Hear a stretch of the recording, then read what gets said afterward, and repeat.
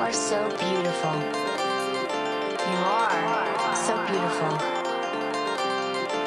You are so beautiful. You are so beautiful. You are so beautiful.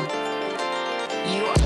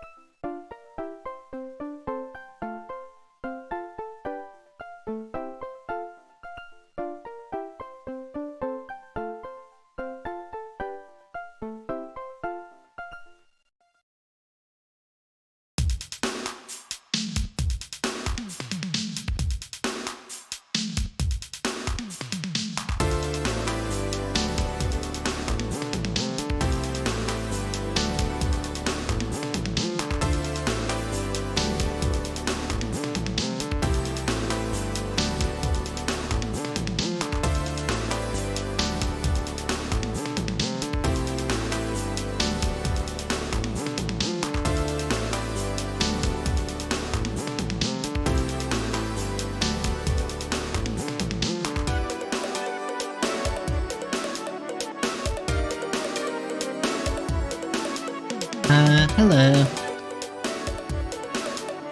I was late. I was editing a picture for Twitter. Let's turn that down. I crawled my no-sleep having ass out of bed for this. Bitch, me too.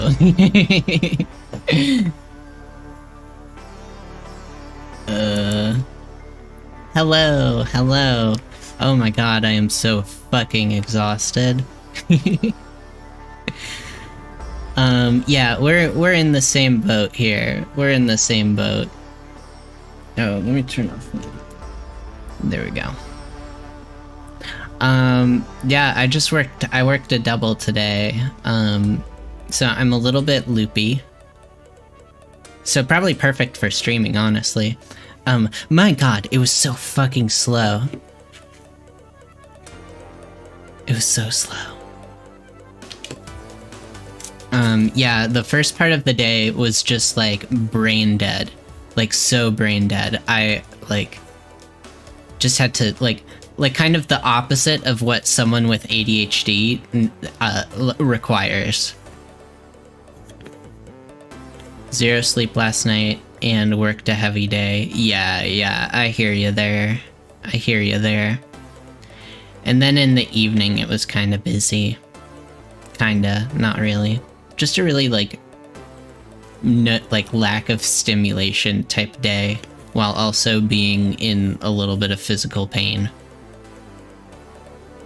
Yeah. I'm gonna grab a water, one sec.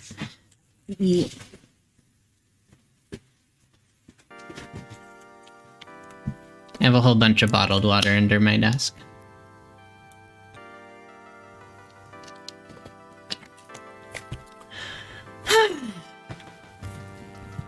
Yeah, my current job requires me to go up and down a lot of stairs constantly. And it's kinda getting to me. I'm 26 years old and I'm starting to get fucking knee pain. What? Excuse me? That's not right.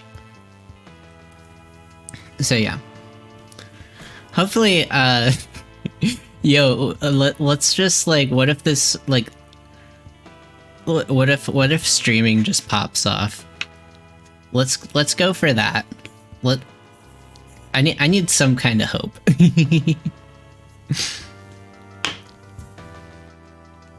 Yeah, what if streaming just randomly pops off? I got like 400 views. At least you aren't 30. I'm practically almost dead. Oh, I'm getting there. I'm getting there.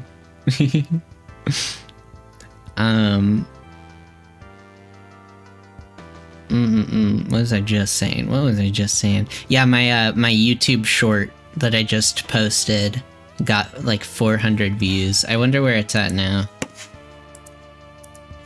But like, my god, those, like, the dopamine that caused. Whoa, what? It has 1.2k views now. What the fuck? Okay, yeah, YouTube Shorts are the meta now. YouTube Shorts are definitely the meta. Gonna have to start, investing. Going all in on YouTube Shorts. Hold on, I gotta see these analytics. Holy fucking shit, I have 8 subscribers now. Did I get any comments? YouTube Shorts get insane views always, but they don't translate well into very much retention. Yeah, you kind of have to hook them. Like, here's my thing. I've discovered a few VTubers through YouTube Shorts. Like, there's this one, Mother V3. She's like a quote-unquote AI VTuber. Not actual AI, but like, that's her shtick. And she uses this voice mod thing. And I discovered her through YouTube Shorts, and I watch her pretty consistently now, so. No comments.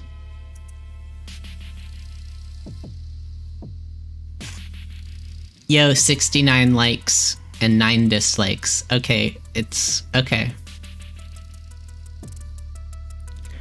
Yo, the amount of fucking dopamine in my brain right now, you don't even, like... I get it now. I understand.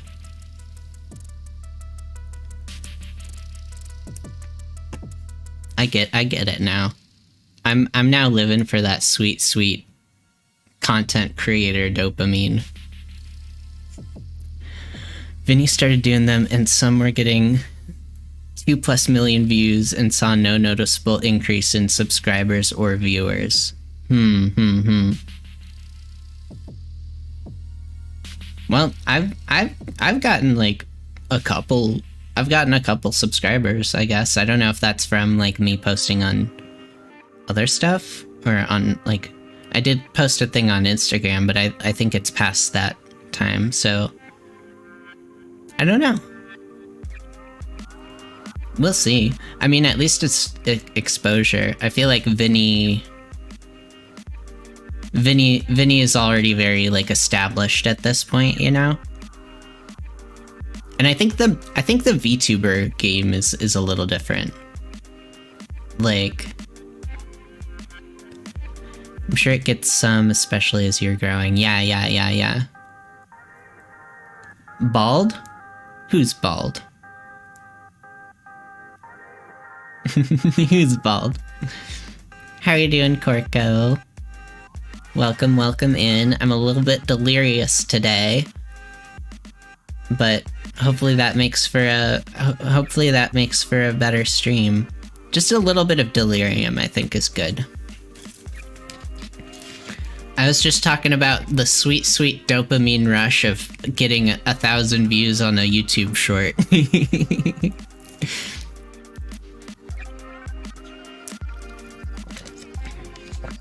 Like, okay, so I feel like I've experienced...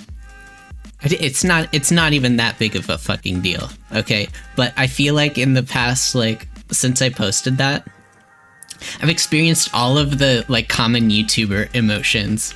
It's like the rush of dopamine, and then it got a couple dislikes, and all of a sudden, like, I just felt my heart sink. Like, it went from, like, the highest high to the lowest fucking low. I'm like, no. I don't think I can,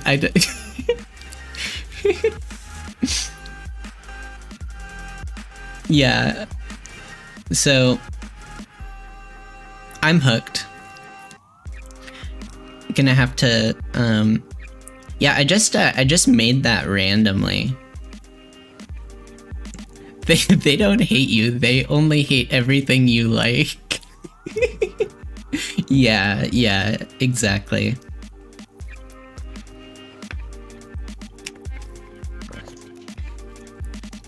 No, I made one version of it, and then, like, I posted it, and then it got like 3 dislikes and 1 like, and I was like, I'm remaking it, and I remade it, and it was better, granted, but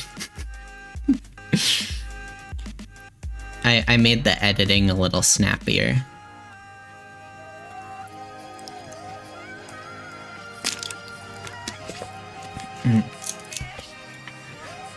I wish I wasn't in physical pain, that'd be nice.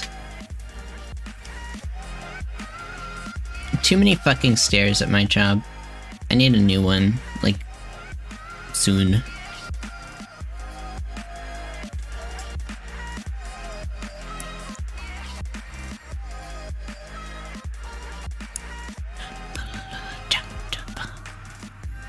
So, what are we doing today? I was thinking we could do, some more Fire Emblem.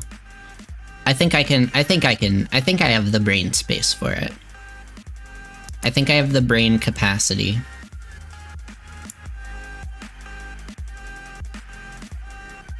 But we'll see. Also, fucking now I'm hungry. Whatever, we'll power through. Where were we last time? We are still kind of we're very, very early game. Very, very early game.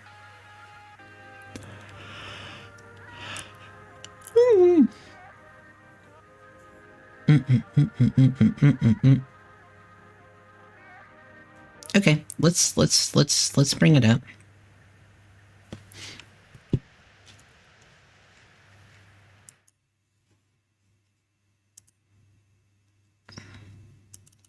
It always does this. This time I can pay attention to more than 5% of the stream. I can only do so much when I ADHD streamer and unmedicated ADHD friend talking to me. Yo, I get it. I get it. Trust me, I get it. No worries. Joy-Con number 1. Joy-Con number...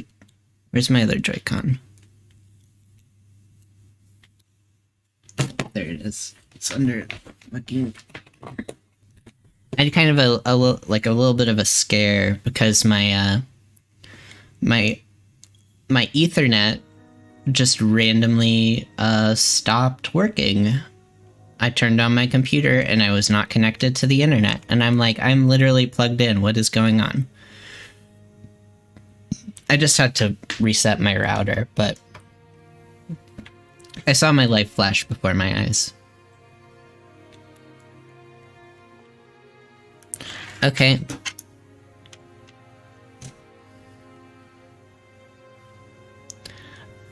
Let me know how, like, audio is and everything. Okay, let's collect... Let's collect these bad boys. Okay, yeah, so, okay, good. I was a little scared because I was like, damn, am I gonna have to watch the mom die? But, we already did that last time. So we're good. That's not a spoiler. It literally happened last stream, and it's literally within the first, like, hour of the game. I can't imagine how we'd get everyone there and back. As a divine dragon, you can travel there no matter where you are in the world. We get to go to the Somniel. Let's fucking go. One can only enter the Somniel with a divine. You know what's gonna happen? You know what's gonna happen? Even we stewards I'm set foot there. Instead of playing the game, I'm just going to be like talking and randomly running around the Somniel. Before we depart, can you give me a moment? Because my ADHD ass won't be able to play a game and talk at the same time. Of course. Take as much time Watch as it. you need. Watch me. It's gonna happen.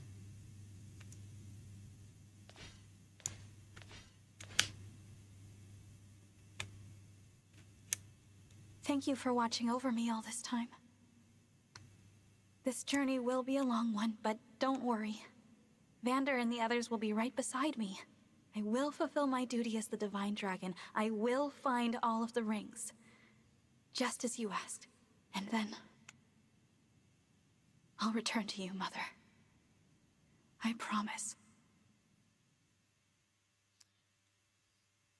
Yep, whatever you do, if you ever find yourself in a Fire Emblem game, don't have kids. I didn't realize Don't do it. Spacious this place was. It is rather quiet, I know. But it will liven up as we gain allies. We may need someone to supply us with equipment as Either well. that or Something to consider. don't Right. Oh, by the way, don't make your kid the protagonist. Piece of jewelry. Whatever you do, if you see protagonist syndrome setting in, Looks unusual. fucking run. Get the fuck out of there. It's not gonna end well for you. After the siege.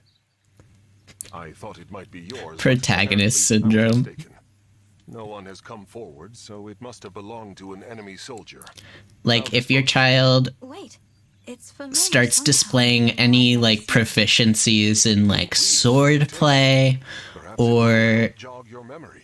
you know, becomes, like, really proficient in magic, Let's set out for Firene. becomes the chosen one in any shape or form.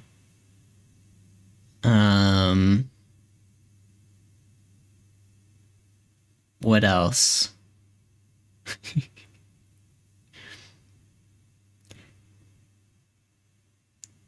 Is your child displaying signs of protagonism?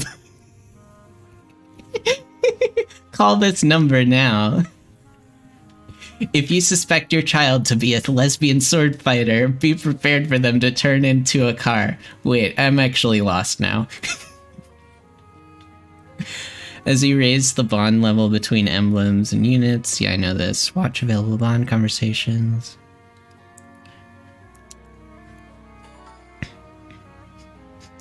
Is your child experiencing protagonism?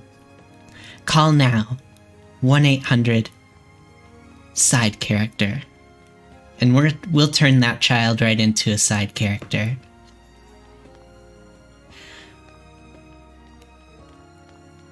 Yes. Oh, we have bond conversations. It is good that we can talk after I spent so long silently watching over you. I know what you mean.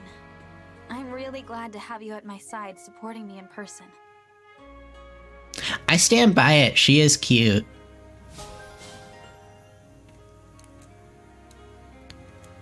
I think it's her personality too. She's just really like nice and sweet and understanding. Like I feel like if we had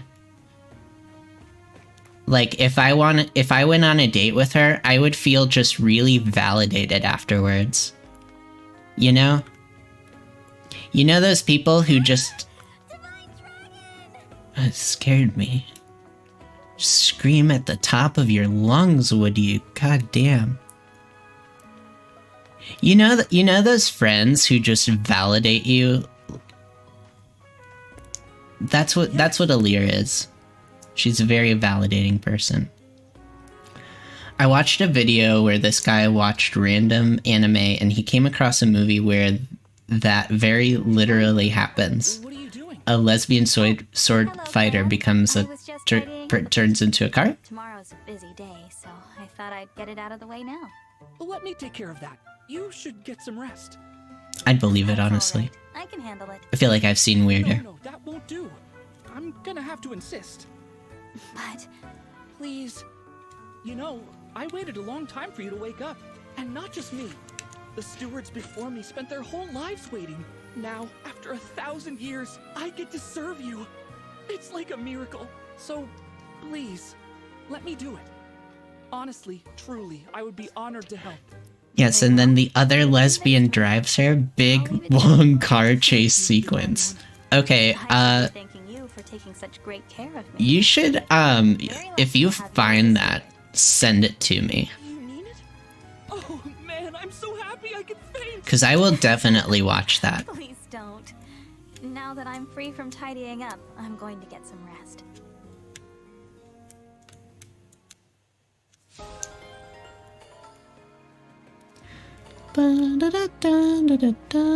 Okay, we've got another support conversation to...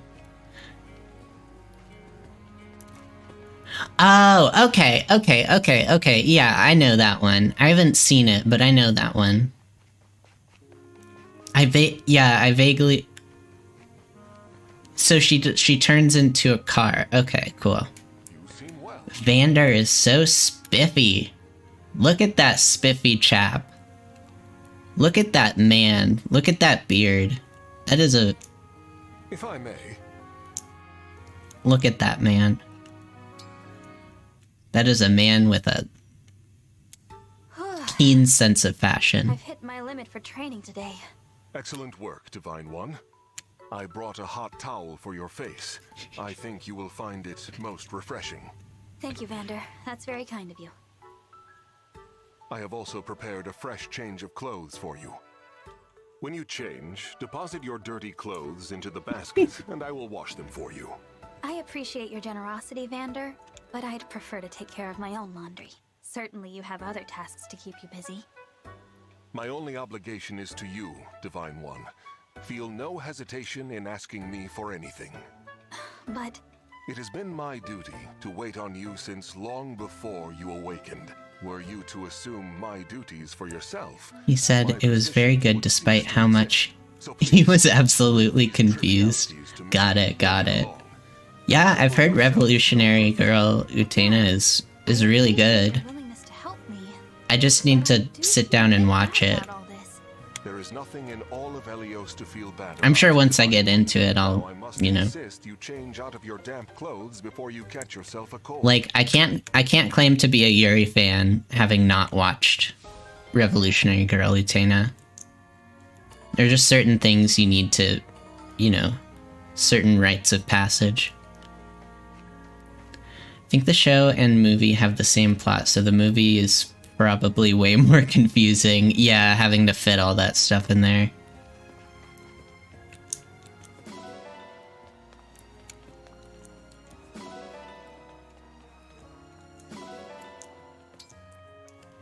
Appears to be some sort of shrine. God, I'm just thinking about how many times I'm gonna have to feed and pet Sami. There's a little dog that you can feed and pet, and it takes for fucking ever. But you get, like, bond fragments.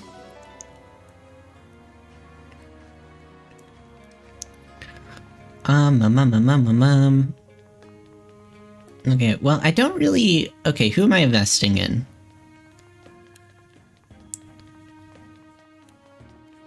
So, let's think. We have Alfred.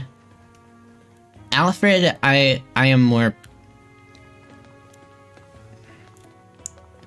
Let's see. It's just that we get such good units later on, you know? It's like, who early on do I really want to invest in, you know? So let's actually...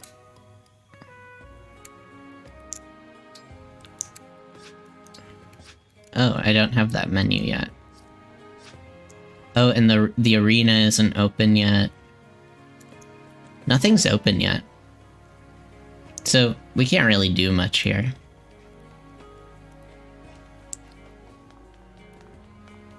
Can I even... I don't think the kitchen is even open either.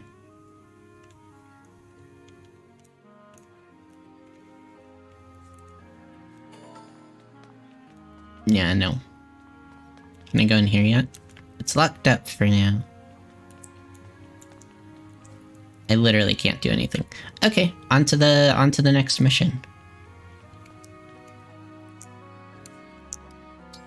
Yeah, at a certain point in the game, you're spending a good amount of time in the Somnial. I mean, like, one of the things that's kind of cool is that, like, you know, at least on the lower difficulties, a lot of this shit is really optional. The Kingdom of Firene, What a beautiful place. isn't it? And no sign of the corrupted, so that's good. That was quite a trip. Crossing the sea all the way from Lethos. I hope you're not worn out. I'm fine. Good, good. Listen, I'm sorry for twisting your arm to come with me. Alfred, it's all right. I wanted to come. How about before we arrive at the castle, you tell me more about this kingdom of yours? I'm opening up some mixed nuts, don't mind me. Firene is one of the 4 nations of Helios in the southwest. I need just a little snack. We're known as, land of plenty. Our people value peace above all else. We haven't seen war for centuries. You must come from a long line of capable leaders. That's kind of you to say. Peace doesn't always come easy. Mother had to hammer out a non-aggression pact with our neighbors. The pact says there won't be war between us. Is that a flower crown? On her? Psalm the Queen Yeah, I think so. Kingdom of Might. Alfred's sister has a good flower crown. They've always had good Also, how are you doing, Jam? Good to see you. Alliance with Brodia took some doing. Their king's an ambitious man. He's always launching attacks on Elusia to expand his own territory. Sorry, my mouth is full of nuts. I take it Elusia isn't in the Alliance. No. Honestly, they're so far away, we don't interact with them too much. We know it's Okay, snowy. boring. Let's skip. I'm bored.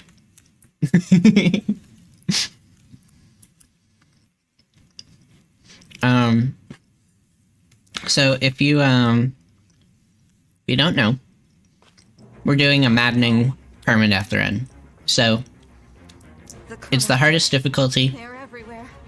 and Can't stand to see them overrunning. if my allies die, they're dead forever. Will you help me?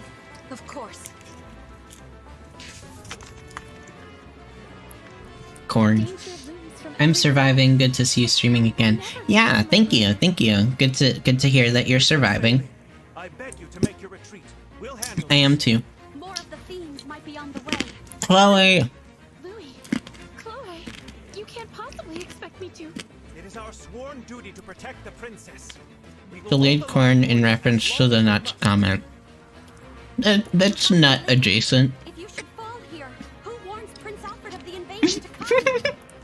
I concede the point, but I'll return. You can quote me on that. Corn is nut adjacent. Apologies, Chloe. It pains me greatly to separate you from Princess Saline for even a relatively brief amount of time. Might I say, So we are going all in investing in Chloe. Chloe is one of the best characters in the game. a the knight blue-haired girl. stands at his princess's side. The sooner we win, the sooner that will come to pass. What say you, Chloe? Shall we? Yes, let's. She's so pretty. She's a weirdo too. She's into like really weird food. Okay.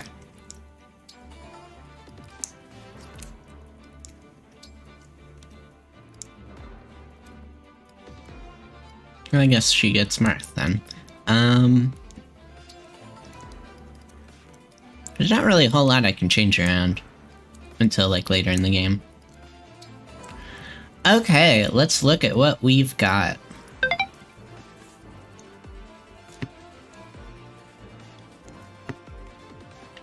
Corn is not just nut adjacent. Corn nuts is a thing. Oh, yeah, you're right. Got big brain over here. Okay. Got an armored unit here. So we're gonna need magic. Clan will be for that. And then we've got...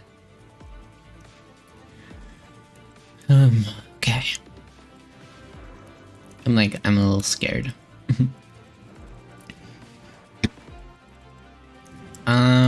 How do we want to do this?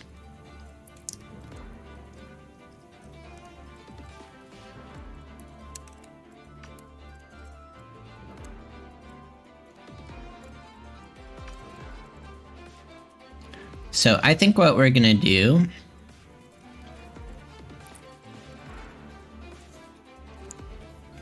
okay, let's think this over.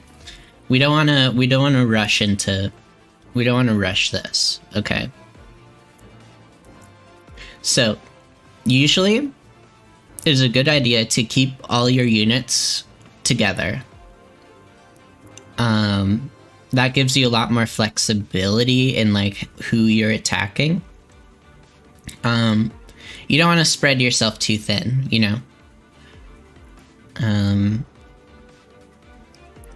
So what I'll probably do is, because this is a little bit lighter,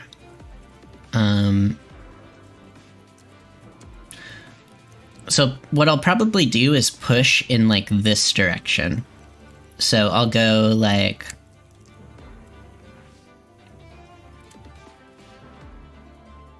Yeah. So we'll push ahead with, I feel like I need to sneeze.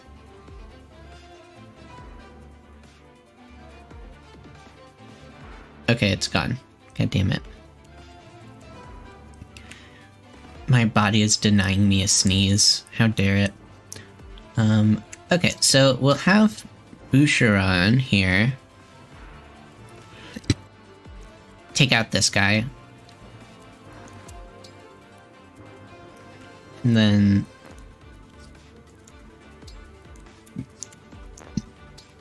okay, so we cannot move Alir just yet. Okay, we need Clan to get this guy. Because magic is going to be good against armored.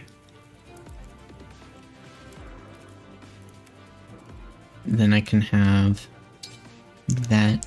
Alfred has high mobility, so we'll kind of keep him in the back a bit.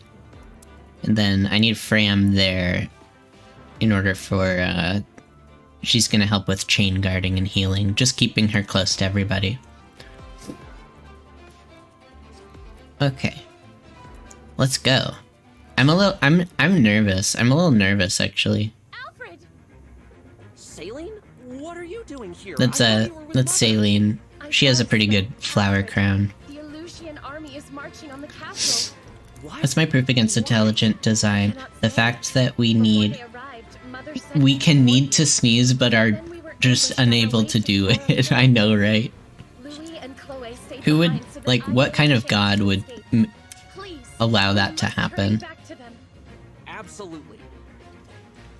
Pardon me, Princess Saline, but do you have the emblem ring? Yes, Mother gave it to me. Why do you... Goodness gracious! The Divine Dragon? You're here! You're awake! I am. May I say, it is truly an honor. The emblem ring is right here. Please, Divine One, it is yours. The words. They're coming to me. Care for us, emblem of The counter argument would be that he thought it would be funny to guess. I just want all of the flower crowns. It could be yours. You could make that dream come true.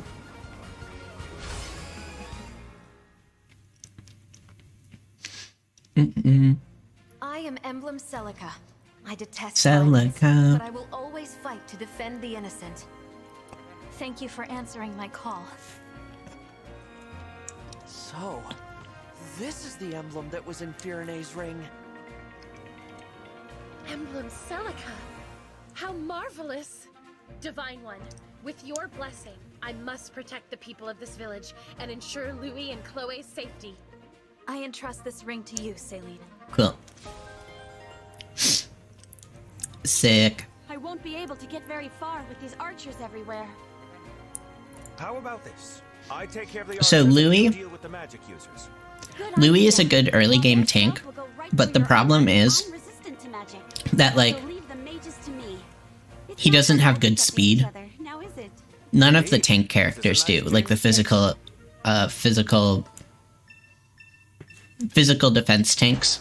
They don't have good speed. And if you don't have good speed, then you're gonna get doubled, meaning that enemies can attack you twice.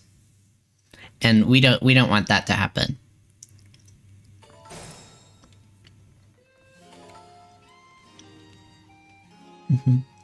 Also, I like messed around with some of the stream settings, trying to make it look a little better.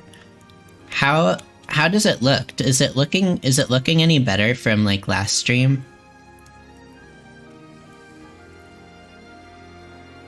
Okay.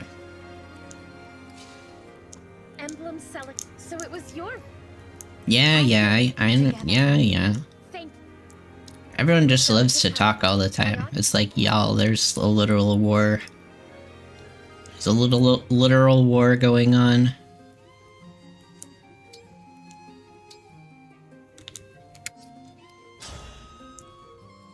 Okay, so...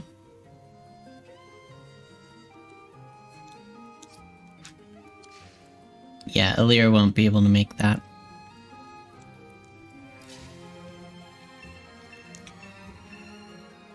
Look at that house. We'd better warn them to lock. She cannot get him. Okay. Where are our... okay. Got those there.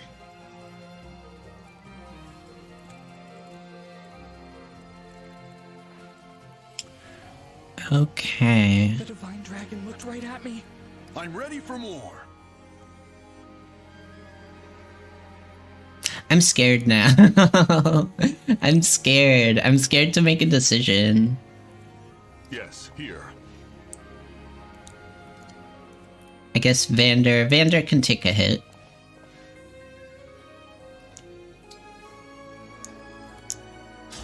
So let's have Vander go first.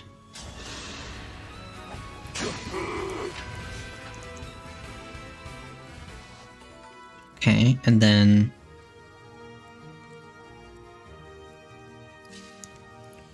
we'll have... You must be bold and decisive. Exactly. Okay. I think with these early maps, we can be a little more, like... you know, a little more loosey-goosey. Because there's a much more, like, intended way for... that the developers, like, intend you to beat it, you know? That makes sense?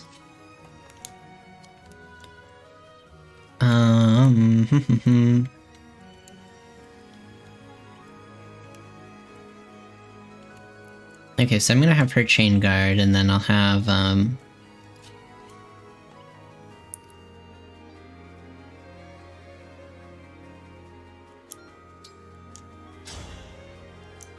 yeah, we'll do that. Which is just flowery language for impulsive and thoughtless. We must be impulsive and thoughtless. Honestly, in some situations, that's a gift. In some, it's not. Sometimes you just have to make a good decision. It doesn't have to be the best one, it just has to be a decision. And being impulsive and thoughtless is great for that. Okay. Whatever you say. I love her voice. I can fight.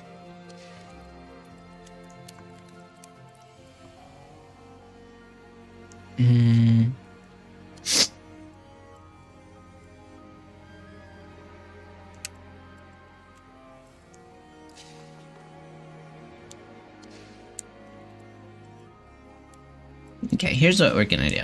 Okay. Wait, shit. If I go there, I won't be able... Oh, wait. Here we go. Your steward's ready. Shit! You gotta be fucking kidding me. Really?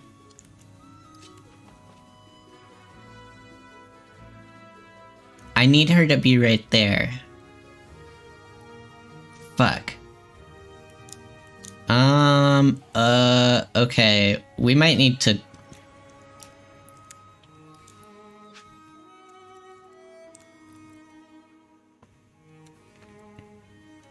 We might need to...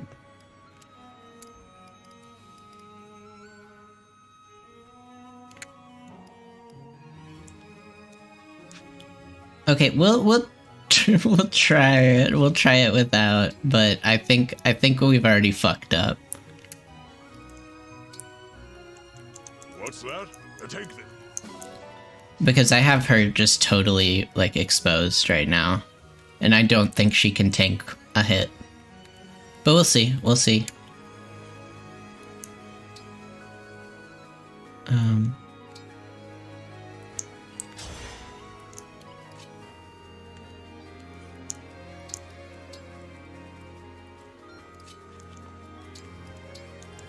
We fight for peace. Okay, we'll see. We'll see if we can do this.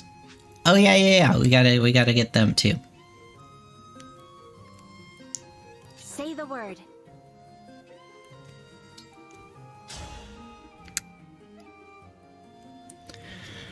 Yesterday, one of the drivers at our station was just driving along, and chicken fell out of the sky and splat on their windshield.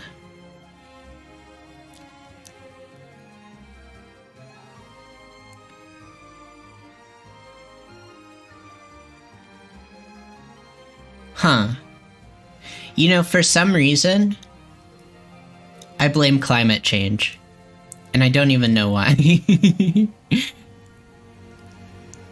It just probably is. It probably has something to do with it.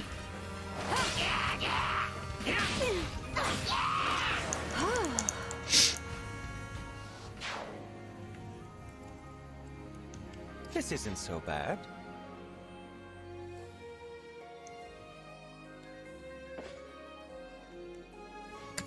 You think if I just stand there and...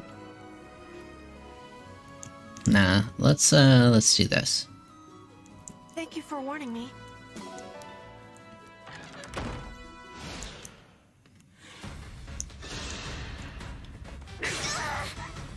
Yeah, I don't think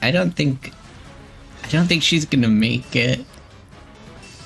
You dare? It's tea time! Oh shit. Okay. Okay, we're good. We're good. We're good. We're good. Okay. One. Yeah, she's one hit away. Yeah, it seems like most units can take one hit. Sometimes. But they cannot take 2 hits. Which is why speed is so important. Good old-fashioned village pillage. Good old-fashioned village pillage. The crystal. It's glowing. Where did you get that? It was in the ring vault. Vander found it after the battle at Lethos Castle. Why? A draconic time crystal. There is a limit to its power, but Time crystal, huh? So it's not just a pretty piece of jewelry. since we have it, I suggest we put it to use. Give it a try.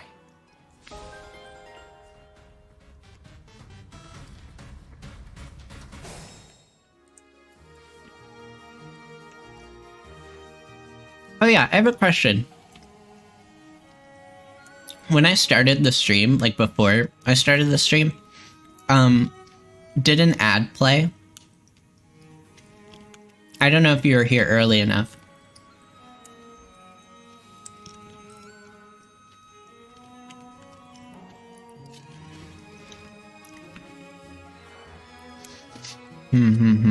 Okay.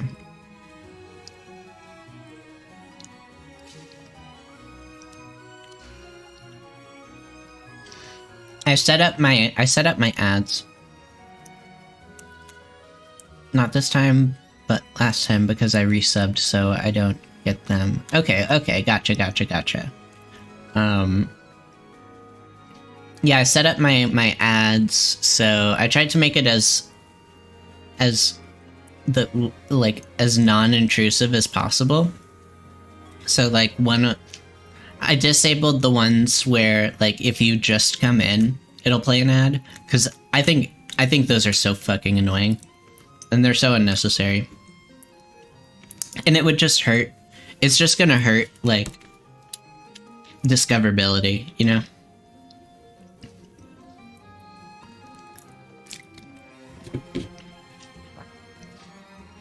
I wanna try streaming on YouTube at some point.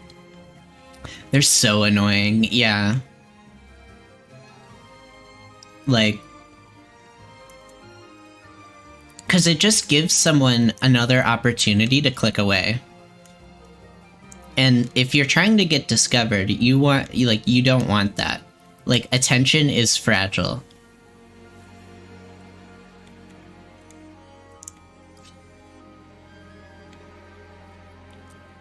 What's this guy?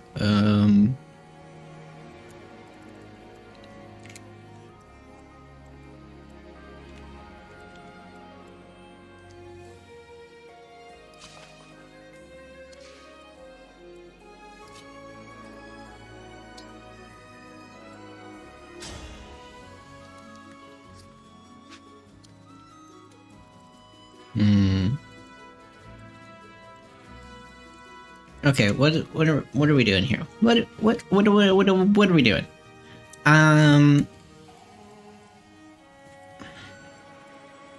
So we have a push coming from this direction. This guy is cavalry, so he can take out a good. Yeah, his movement is going to be a little dangerous. We need to take out this guy. We need to take out this guy.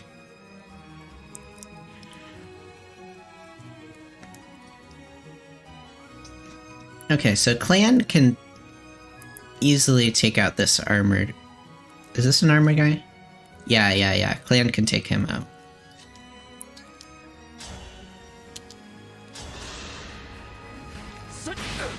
Yeah. Sort of like that, maybe? Okay, and then Vander... Yeah. Let's get a hit in.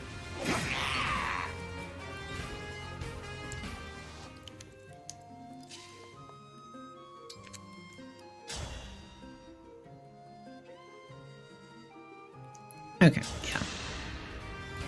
yeah. Sick. Okay.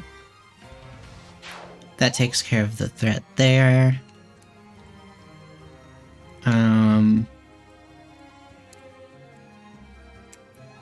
Okay, so Alfred is 8. Boucheron is 6. But Boucheron can break. She cannot chain guard right now because she's not at full health, which is really annoying. That's the only thing about chain guarding in like the Chi Adept. The Chi Adept can like chain guard so they can tank a hit for you, but like they can only do that if they're at 100% HP, which is kind of annoying because you have to heal in between everyone. And you get into situations like this where like you have to wait a turn in order to do a chain attack, but I want to do a chain attack now. Or I mean a chain defense. Sorry.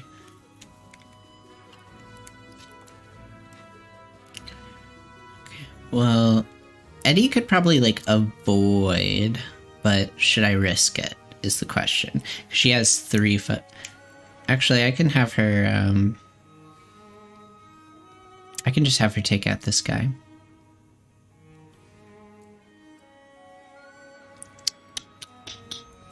The armor looks cool. I love all of the designs. Well, not like all of them per se, but like I just love the direction they went with this one. I love the bold colors, like Alir. She looks pretty silly, but she's cute. Vander. Chloe. I love Chloe. She's cute. Like, it's all very, very bold design choices, and I like that they took those risks, you know? Yeah, Celine.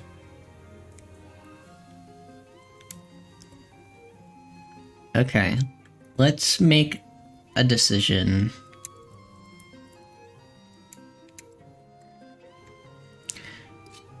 So he can break. Okay, so yeah, he has such a high what do you call it? You know what it's called. Mobility. About the red and blue hair. Yeah, I am aware of his opinion. Toothpaste Chan. You know what? I say yes, it is silly. And I kind of love that. I kind of love it. It's bold. It's a bold choice. You know, okay, let's talk for a second. Do you want another fucking, like, blue-haired protagonist, Chan, in Fire Emblem? Because that's what we've been getting for, like, the entirety of the game. Like, let's have a little spice in there. Let's have a little variety. Like, let's shake things up.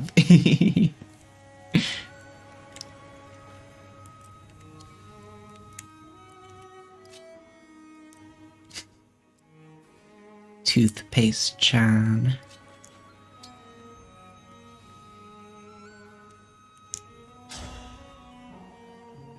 There's no way I'm gonna crit.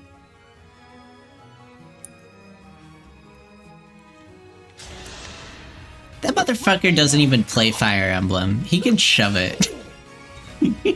He doesn't even play Fire Emblem.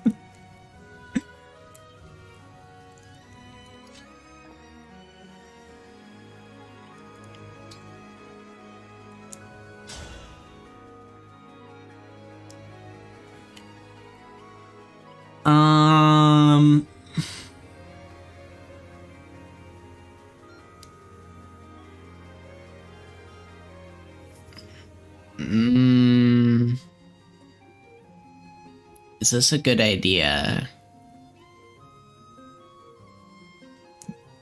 axes... Yeah, axes break lances, but it's not like I'm getting followed up on, so I mean...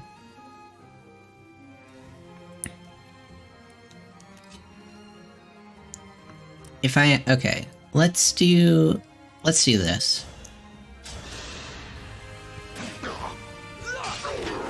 Okay, good. Yeah. He can take a hit now. That'll be fine. And then we'll take out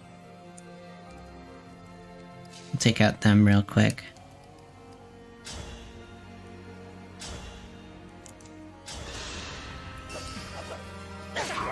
Okay.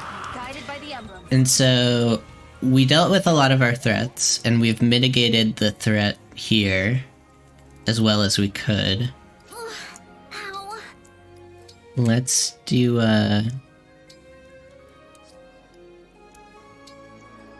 Oh my god, she's out of vulneraries. That's not good.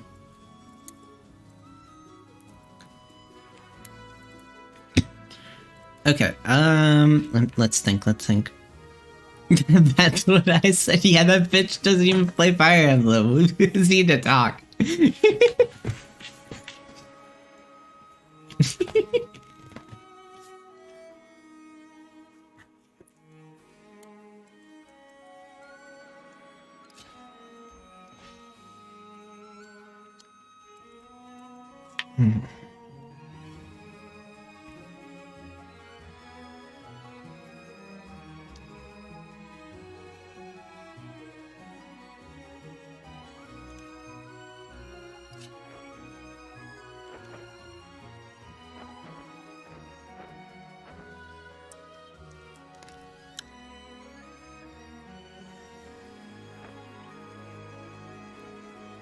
Speed 13.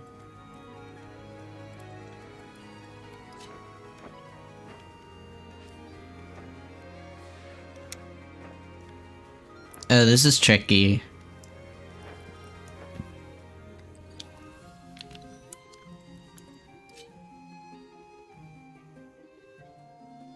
Toothpaste hair heaven, bitch ass. We can't take him anywhere.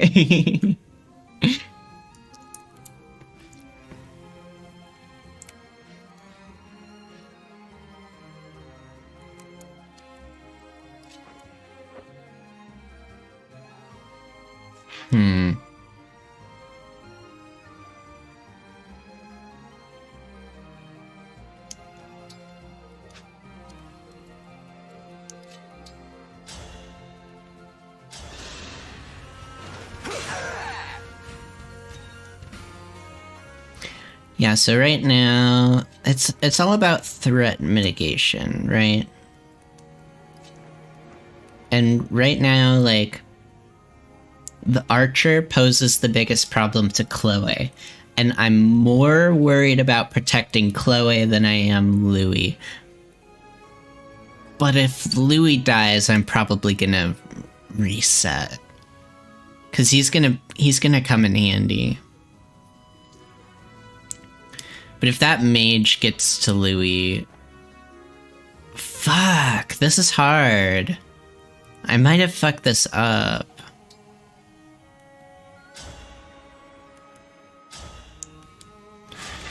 I have the time crystal, so I mean I can go back, but... Let's just see how this plays out. Good, good.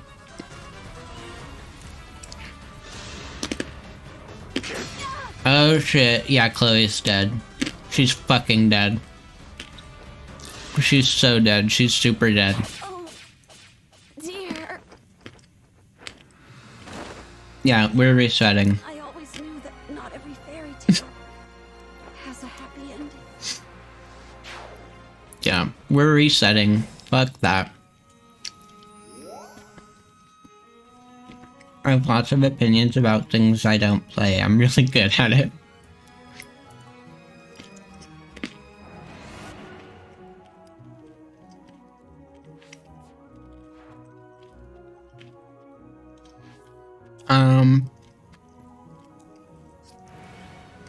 I may have to completely reset, actually.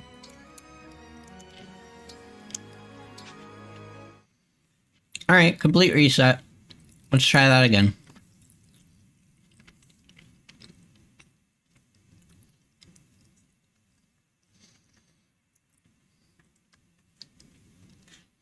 Take two, baby.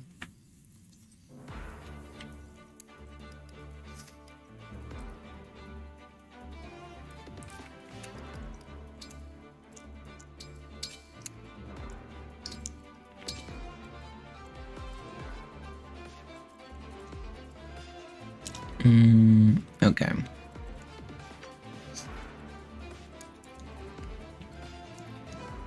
Now to just remember what I did.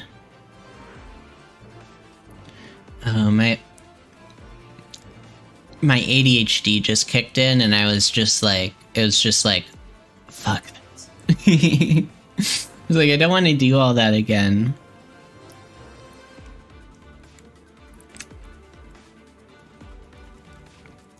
Okay, well at least I know that Silica will get him and then I'll chain guard there, so that'll be okay. That'll be okay. Boucheron. We'll get him kinda out of the way.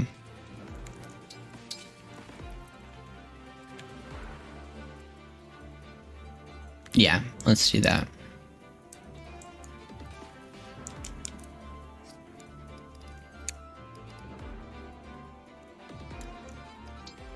Oh yeah, let's get Fram another Vulnerary if we have it.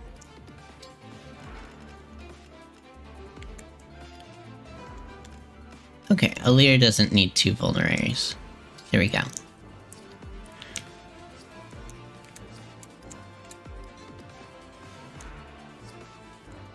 Okay, fight! Fight! Alfred! Okay, we can skip all this.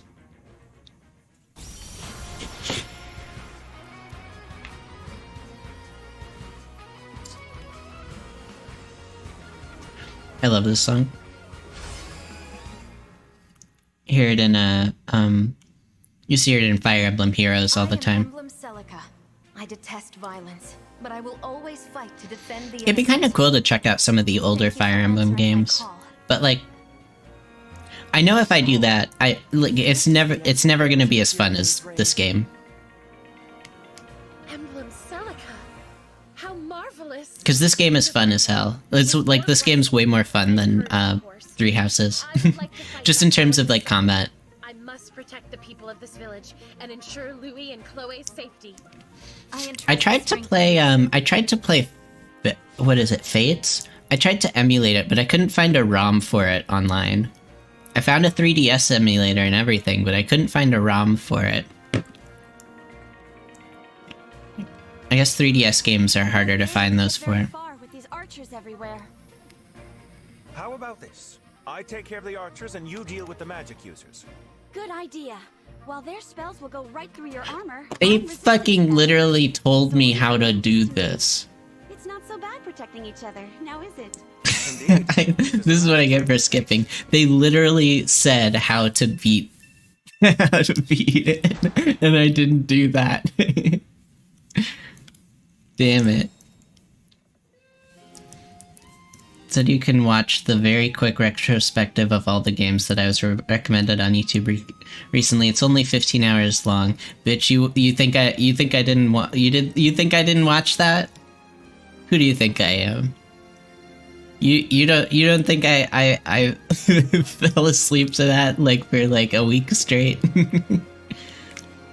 I've been a fan of the word bitch today. I don't know why. Oh, you know I watched that. It's very informative.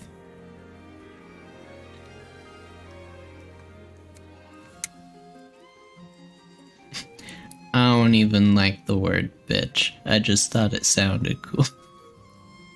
Tyler, the creator. Watched. I got through a good amount of it. I mean, yeah, there are big chunks in there, but like, I mean, it's not like you watched it. Watched more than you. Like how we watched Dragon Ball Z again recently. Emblems, so it was... I feel this together. Thank you. Marcella has helped. I ought... Okay. I don't know what sounds I'm making. Again, I'm loopy. Is strong. It was on her TV 24/7 while she was sick. Ah.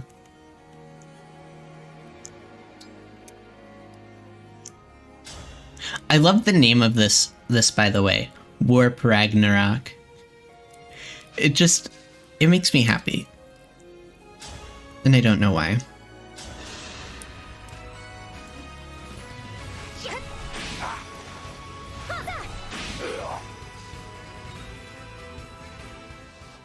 Okay.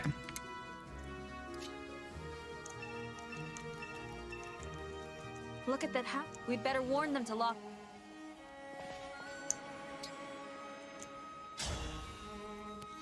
This one is already this run of this level is already gonna go way better. I'd basically walk away for hours and come back and be like, "Should we still on me?"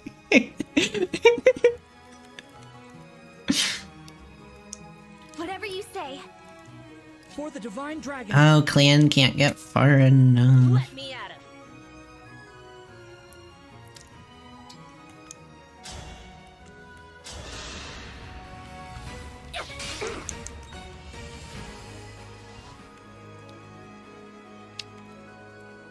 Okay, the question is, do I want to bait this one, or do I want to... Yeah, I don't want to split up my party, so I think we'll, like, pull the units back, and then have the enemy come to us. I think that's the strat.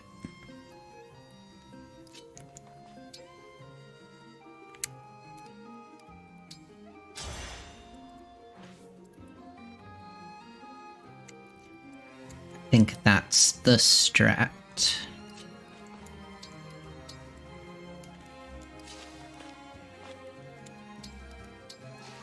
What's next? What's next? The answer was unfortunately. I've caught like episodes of Dragon Ball Z, but like don't ask me. What's our move? I can count the amount of shonen I've watched on my hand. I'm not a big shonen person. Your orders, please.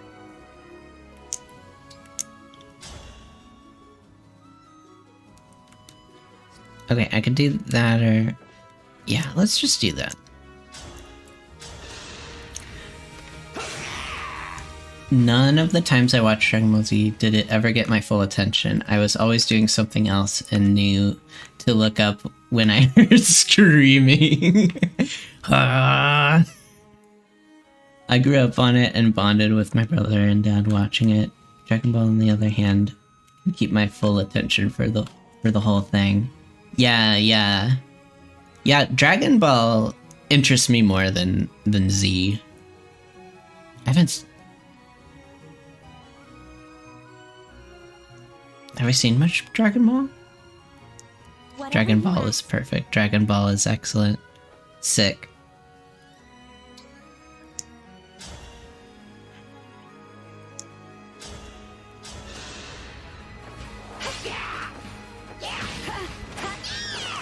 You were beautiful while you lasted.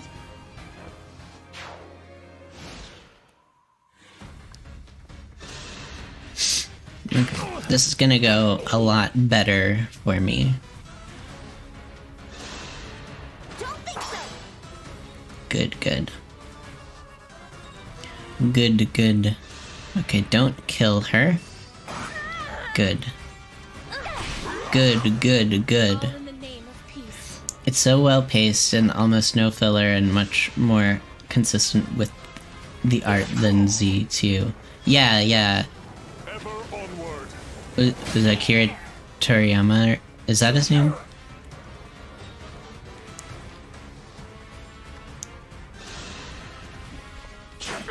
Wow, Louis is just taking a beating.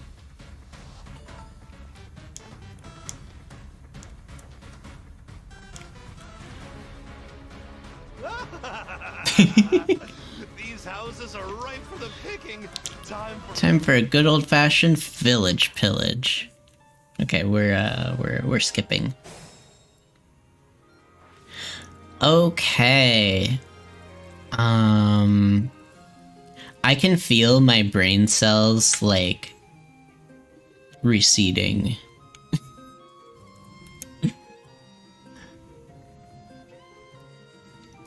Should we take a little break? Let's take a little break from this.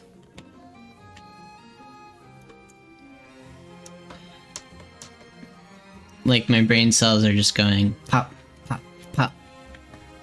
Just losing them left and right. Oh hey, I have 5 viewers. Nice. Not the brain cells, I know.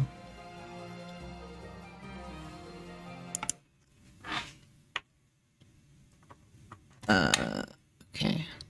Let's get back to the... My music should play soon, I think? Lurk alert.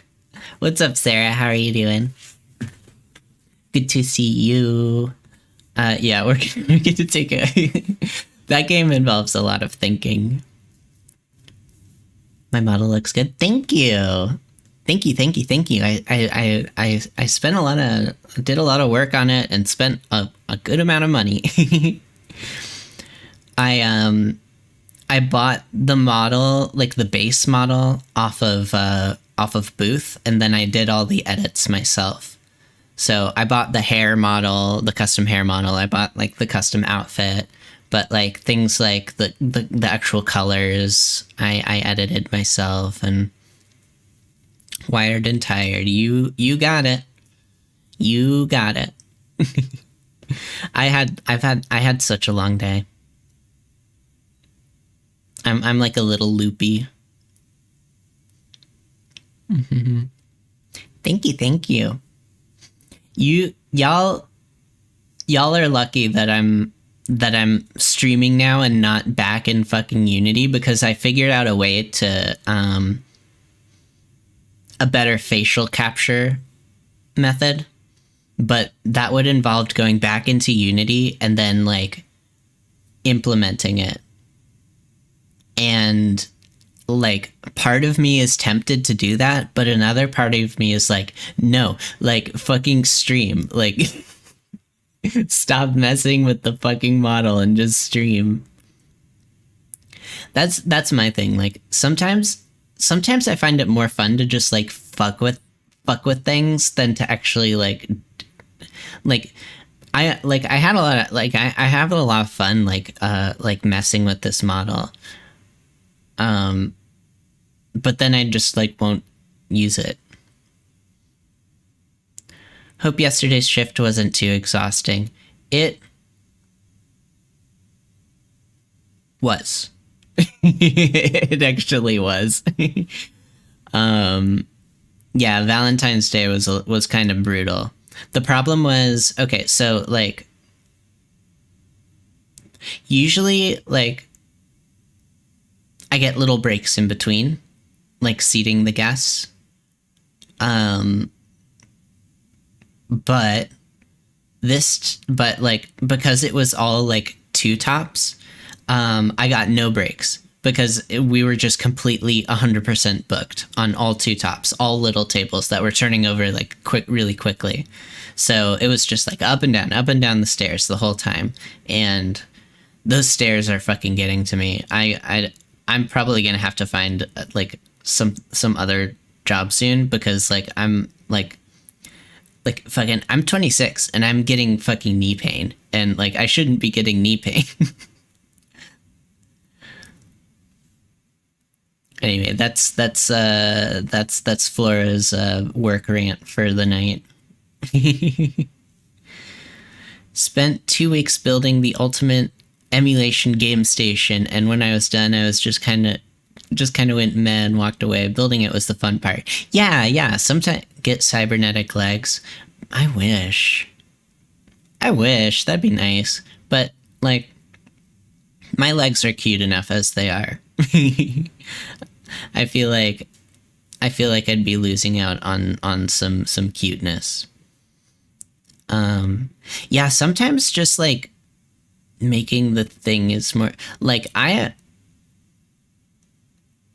spent a long time like getting my stream to like a good enough quality level, like before I kind of took my hiatus. But they can be just as cute, but all capable of crushing someone's skull with your thighs. True. That would be some nice functionality there. I'll consider it. Okay, where's my music?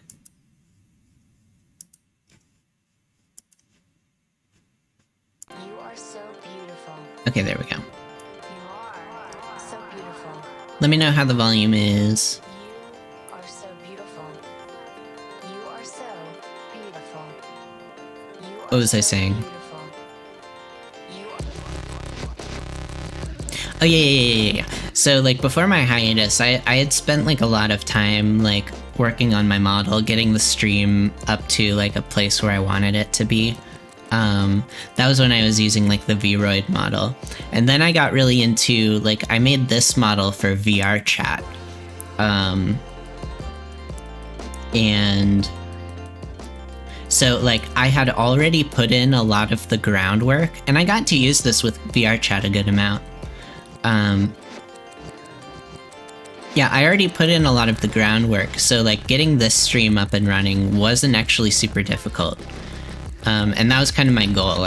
Or like my goal this time around. I was like, okay, we're not gonna worry about the fucking like the little like details. We're gonna get to a working fucking product where I can like stream. I can just click the stream button and shit just works. Otherwise, I'm not gonna be working on the stream. I'm gonna be working on stream adjacent stuff that is just gonna keep me like not streaming. Does that make sense?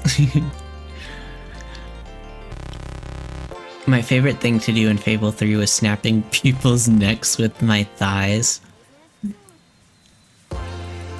You ain't streaming if you aren't streaming. Exactly. So, yeah, I wanna, and I've been having fun doing this. I feel like I don't get. Okay, here's the thing, y'all. I don't have anyone to talk to about all the nerdy shit that I'm interested in. Like, I don't have anyone to talk to about Fire Emblem. No one will listen to me. I don't have any. Well, I talked to my coworkers a bit about the anime, the anime I watch, but some of it I cannot talk about around them. And so I'm just like, I have all these interests, and I watch all this degenerate ass anime, but I can't talk to anyone about it. So that's what streaming is. I get to talk about these things, and maybe you're interested, or maybe you're not, but at least there's a cute anime girl on screen. I'm so fucking loopy. Today was such a long day. I should drink some water.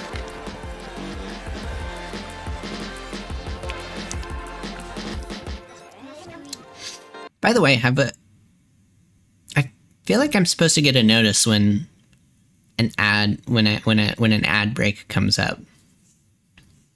And I feel like it's getting close. Have any of y'all seen an ad yet? I'm not exactly sure how all this shit is supposed to work.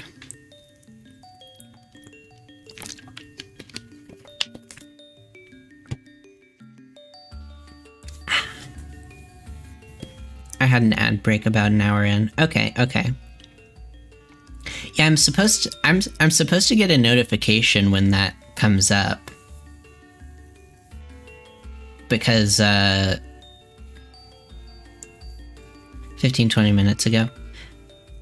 Yeah, I'm supposed to get a notification because I want to try and go on break when the ad comes up. That way no one misses anything. So I have to figure that out. Maybe I did get a one and I didn't see it.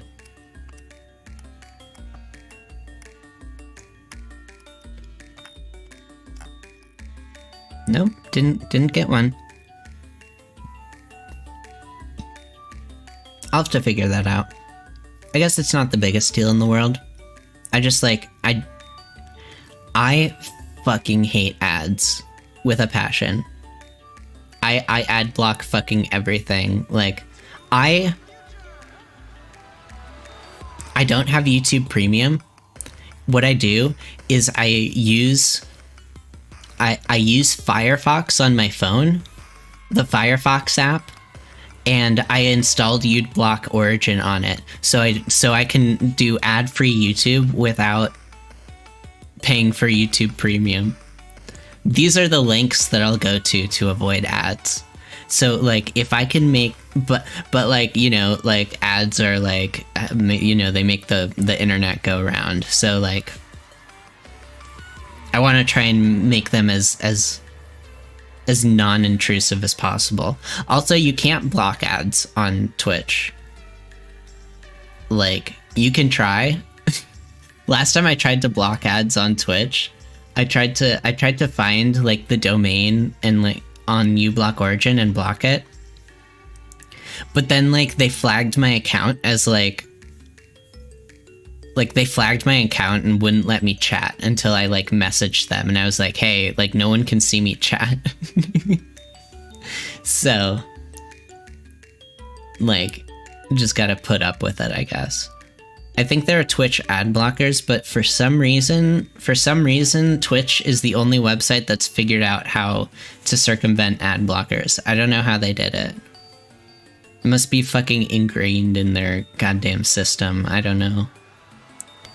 They destroyed the internet. Yeah, honestly, like, I'm not a future, like, I've been debating whether I want to stick with Twitch or go to YouTube or do like kind of like a back and forth thing. Layer the ad atop the existing video. Yeah. Or like they bundle it with like within the domain of like they bundle it within the domain of something that's like sending the content you actually need. Does that make sense? Because the way ads are blocked with like normally is like there's the domain that's sending the YouTube video, but then there's the domain that's sending the ad, and you just block the domain that's sending the ad, and then yada yada yada. The internet is a shallow, lifeless husk propped up on the back of ancient leviathans.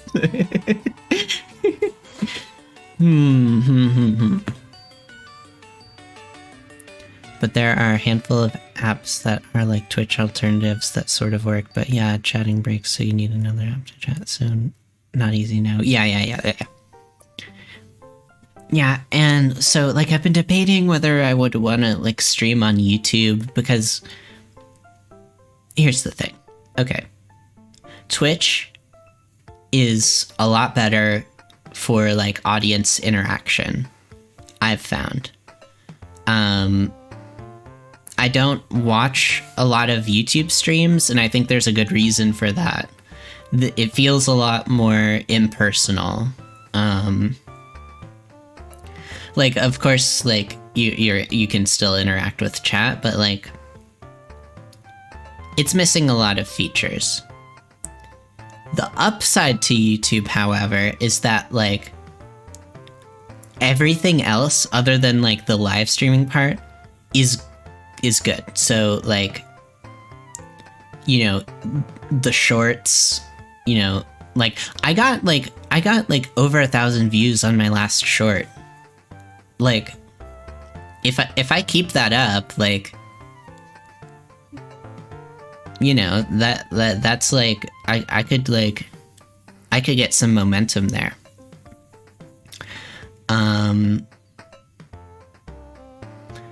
Like people watch the clips. Like YouTube is good for like discoverability aside from the actual live stream itself, you know?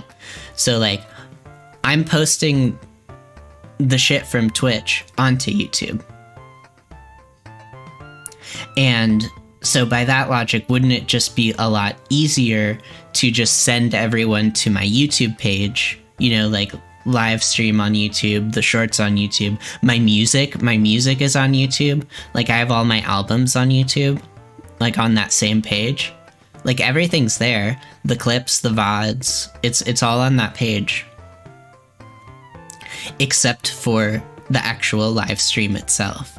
So does Shorts momentum do anything though? It's like TikTok views, not sure.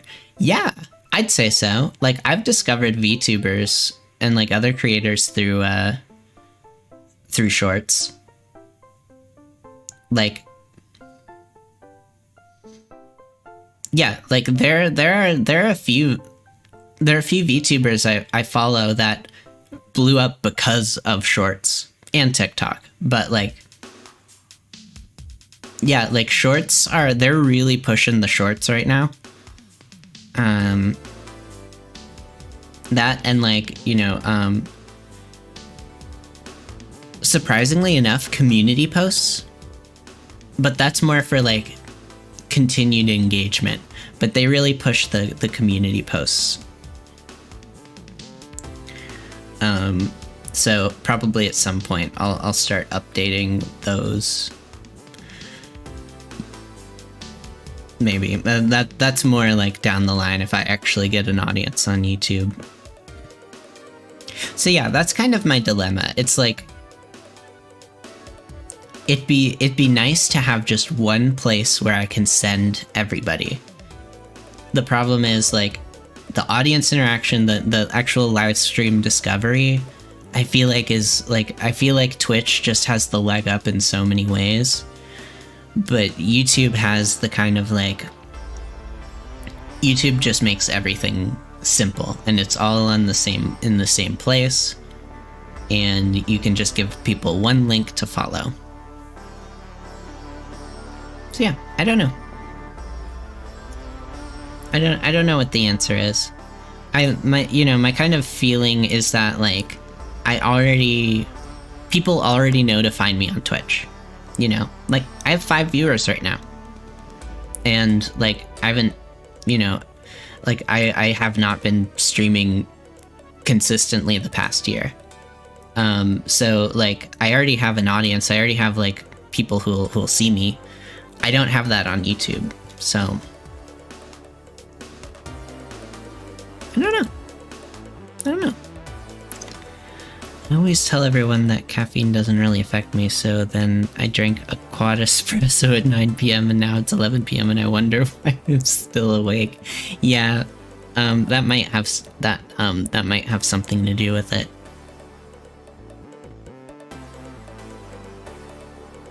Caffeine was a godsend today. Caffeine got me through the worst of the lull today.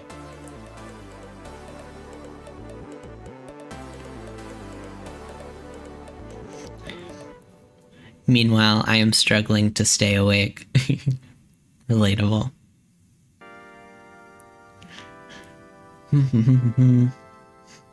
Wonder, do y'all want to just do like kind of like a media share thing?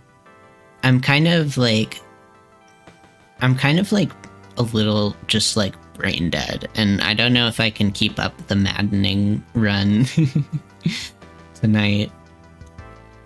But like Maybe we could like share videos in like the Discord, and then like I could watch them. I did have a few things I wanted to watch, if y'all want.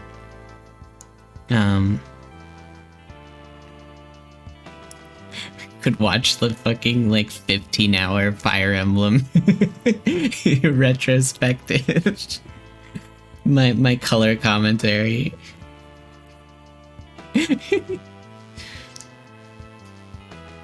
Flora reacts to Fire Emblem history.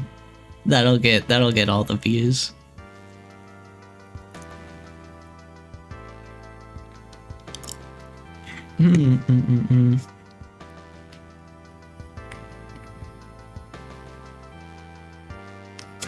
It's just you sleeping.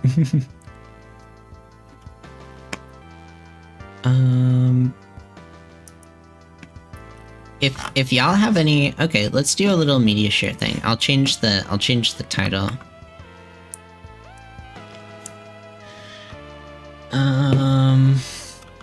Chill media share.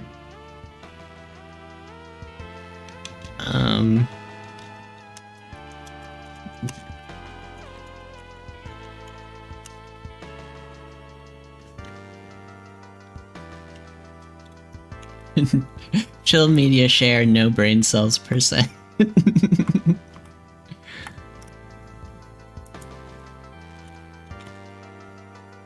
Just chatting. You are getting introduced to Hoot Wireless? Huh? I'm lost.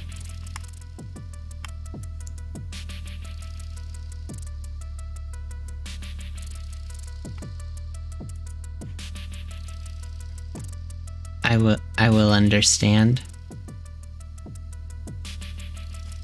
Okay, let me just make sure I'm like, okay.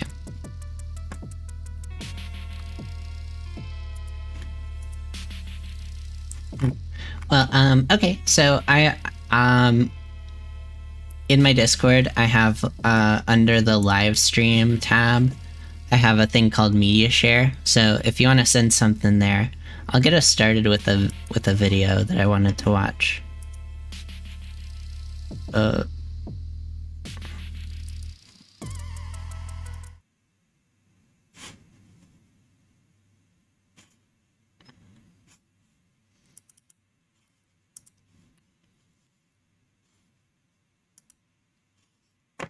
There you go.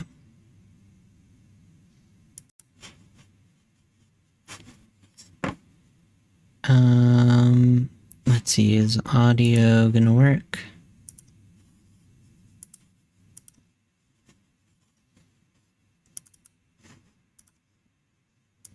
There we go. Okay. I'll keep the stream on for the view count, but I'm heading up to bed now that the coffee edge is worn out. Alright, have a good night.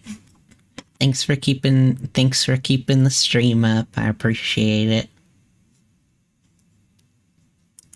Yeah, I wish I could stream a little bit earlier, but I think, like, just with how my schedule is, like, after 8, 9 is gonna be, that's gonna be the time.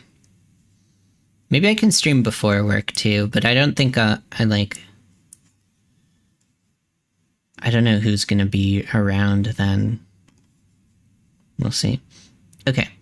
Let me know how everything is looking. I wanted to watch this Adam Neely video. So Adam Neely is like this musician, bassist, producer, and he makes video essays on music shit. This video was brought to you by my streaming service, Nebula.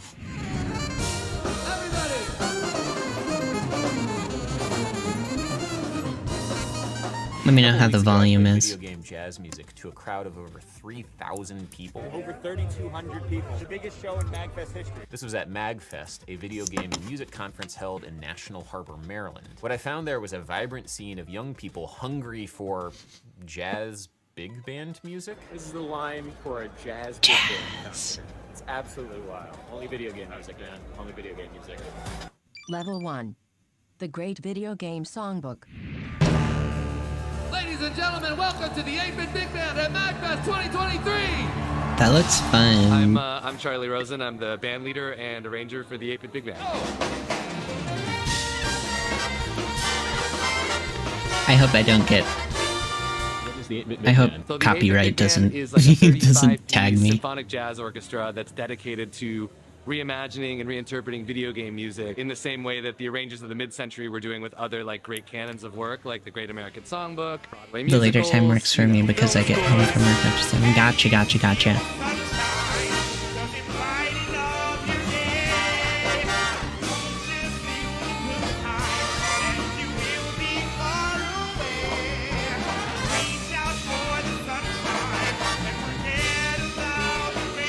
Yo, I want a bass.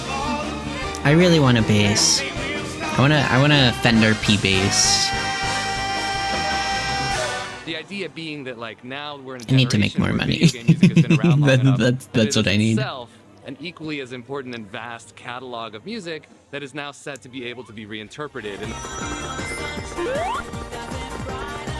Yeah, I've just had a craving to play bass. I don't know what it is. Like I'm just like, yeah, that could be what I do. I'm more of a guitar player. I'm more experienced with it, but bass is just so fun.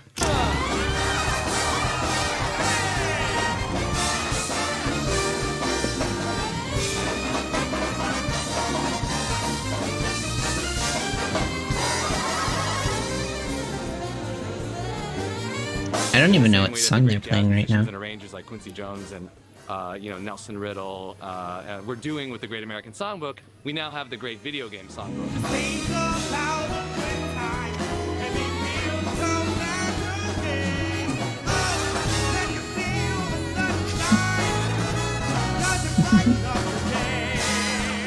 A whole generation of people that grew up with this music that is now fodder for us to riff on and reinterpret.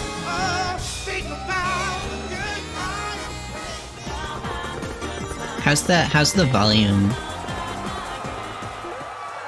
Make some noise for Solomon Parker! What are some of the tunes of the canon? So it's so easy. Here's the perfect example. Aside from the most mainstream one, which is the main Super Mario Bros. Theme, I'd say one that's more indicative of like the video game music jazz scene is Bob on Battlefield, Super Mario 64. Ooh, yeah. I wanna hear that jazz version. Yes.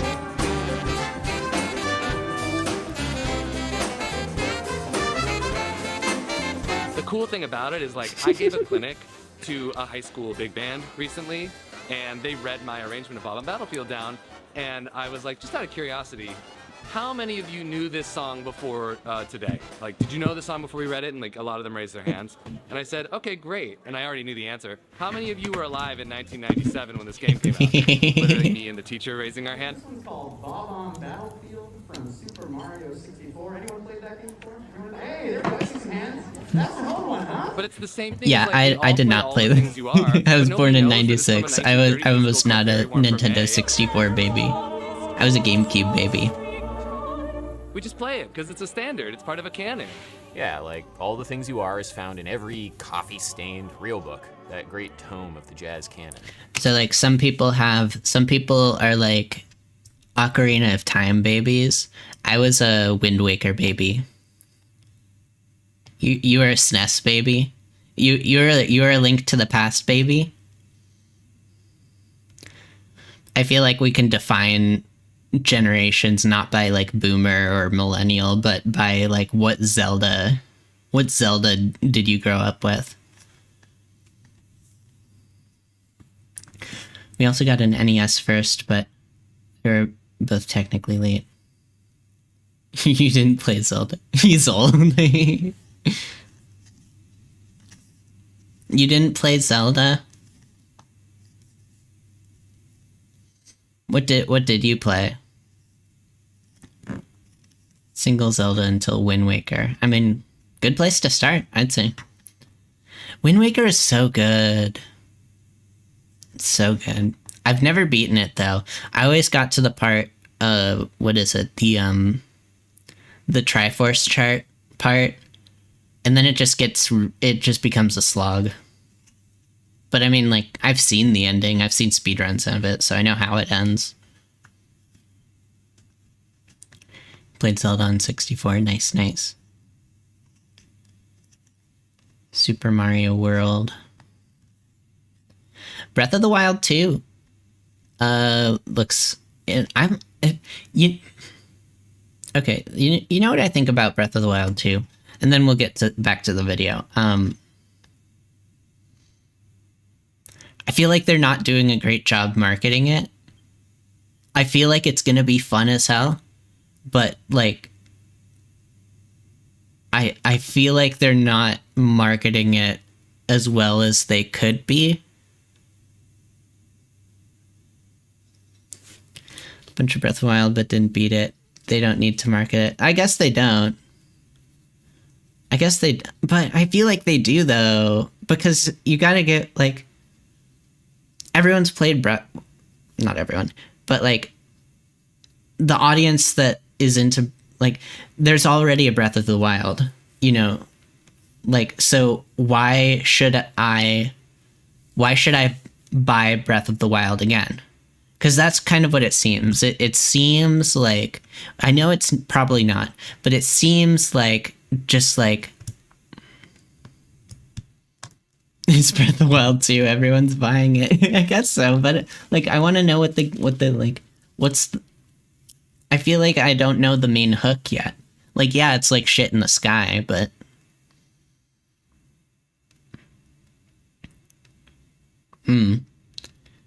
Pokemon was broken as shit and it was the highest selling game of all time. I mean, yeah. But they marketed the hell out of that game. They know how to market Pokemon. And Breath of the Wild, the first Breath of the Wild game, they marketed the hell, like they knew what they were doing with that one. With this game, I'm not sure what the main hook is. Like, it's also $70. So that one might be like... That one... Yeah, it just like I want it, but that's gonna make me like double... Like... What's the word? That's gonna make me hesitate. Anyways. But the tune started as 1930s pop music. Jazz musicians in the 1940s covered the tune, most notably Charlie Parker and Dizzy Gillespie, who used it as a vehicle for bebop improvisation, which in turn inspired more musicians to cover the tune as a vehicle for their bebop improvisation. Pretty soon, it was just expected by I need to market with price increase like that. Musicians play. You'll be playing day one, I guarantee it. Art all kind of go hand in hand because of the tradition of playing this tune. We're seeing that process. Hopefully I have a better paying job by the time that comes out. Video game music. If you're playing video game jazz, chances are you've tried your hand at an arrangement. People will then become familiar with the music. Maybe my VTuber career will pop off by then. The video game music canon will continue. You never know. You never know.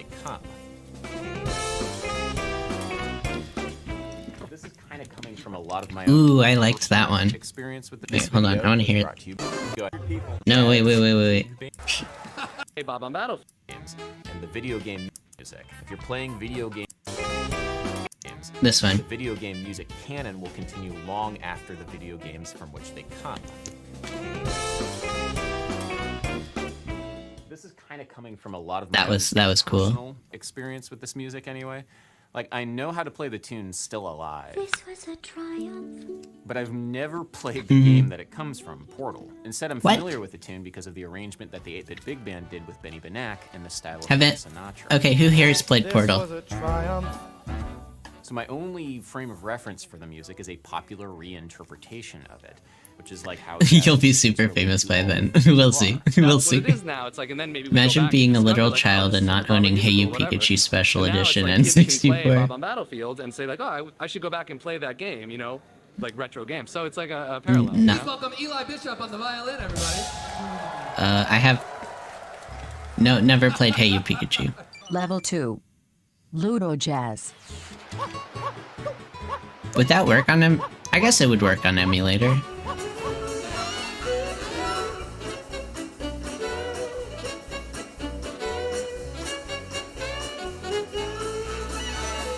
every great songbook needs its Cole Porter, and in this case, it's clearly the Japanese composer Koji Kondo.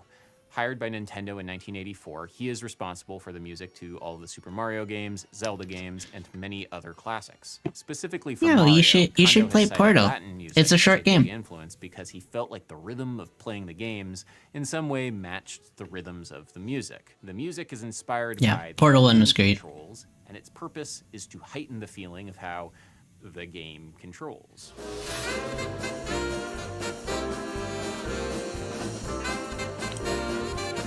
That's actually really interesting. It is so good.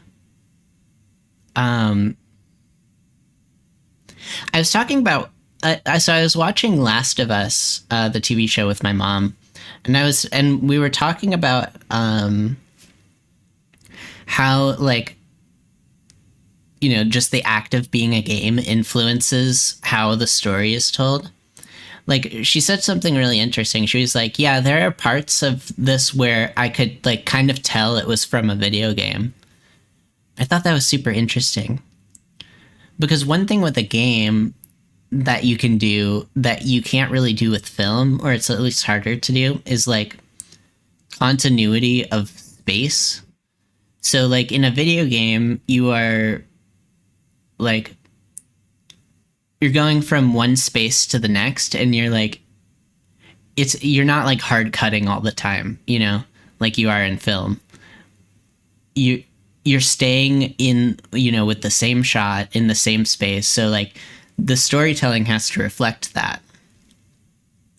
With film, you have the ability to, like, you know, you can make a jump cut to like halfway across the world, and you know, like the story can still pick up then. All my friends hated playing Portal 2 co-op with me because I solved all the puzzles too quick. You can also stop them and monologue to them for 30 minutes.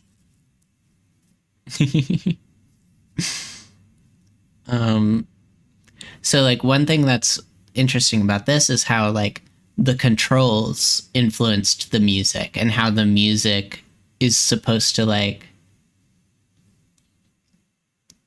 there's a rhythm to games, you know, there's a rhythm to how you move in them, how you're like, you know, and the music can reflect that. I thought that was interesting.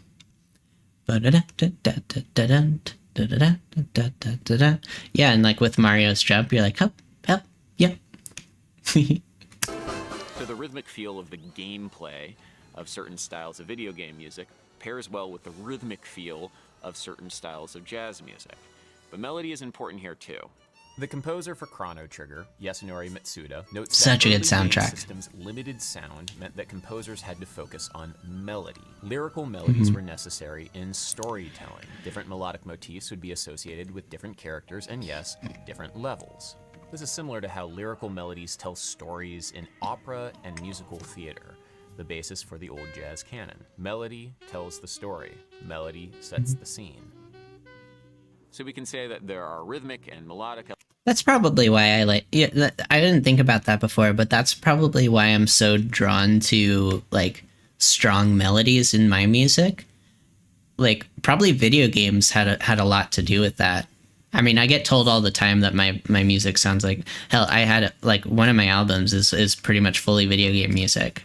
But even my non-video game music, people will be like, "Oh, that sounds like it's from a video game." And I think it's just having a really strong, like, catchy melody. Belly flopped through Sunshine. Sunshine is a hard game. Like, I think sometimes people forget just how difficult that game was. I guess Flood makes it easier, but, like, yeah, there are some points in that game that were really fucking, like,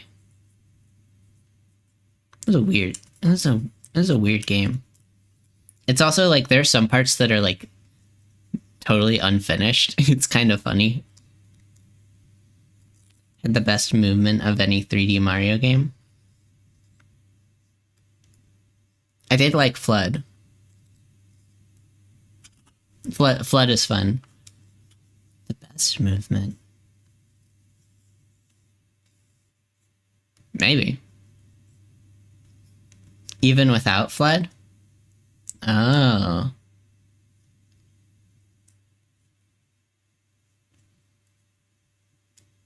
There's one thing I do like about Sunshine is like the rhythm, like the footsteps. And it's kind of weird that like I can hear them in my head right now.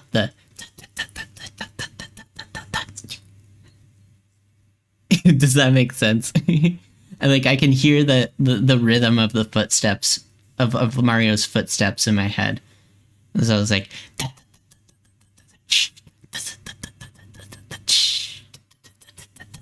like that's it. Even Odyssey doesn't feel as good. It's been a while since I played Odyssey, but I guess I don't really remember how. I mean, I don't remember Odyssey's footsteps. So you're probably onto something. Elements of video game music that work well for jazz. But there's some other important things to mention here, too. So, right, my name is James Hazeldale. 8 directions movement, so they lost the precision with that. Somebody who academically studies the music in video games. Right now he's working on his... Wait, so it wasn't like full, like, 360 degrees? It was only 8 direct... It's been a while since I played that game, too. His dissertation on the relationship between jazz and video game music. When I was examining a lot of these frameworks, I noticed that it was strikingly similar to Tin Pan Alley form. AABA, AABC, small units of 8 measures. And of course, because of the technical limitations, these of course loop. Easier to navigate with exactly how we think of standards. Oh, that makes sense. That makes sense. Song form that repeats ad infinitum, or depending on the player's decisions. Now, because the existing jazz canon, like All the Things You Are, for example, is based on these stock Tin Pan Alley and Broadway forms, jazz musicians know what to do with these things already. We know, like, to play the melody, we know to repeat the form over and over again for solos, and then we know to play the melody again at the end. Yeah, when to finish the solo, when to finish the level. Yeah, right, exactly, right, yeah. Consciously or otherwise, they are in control of A lot the of soundtrack, which the is early video game composers were heavily influenced by 70s prog. Yeah. So going beyond the surface stylistic similarities in the melodies and the rhythms of classic video games to jazz, I can see that. formal elements become important also. These artists are engaging with the most... It all goes back to Prague.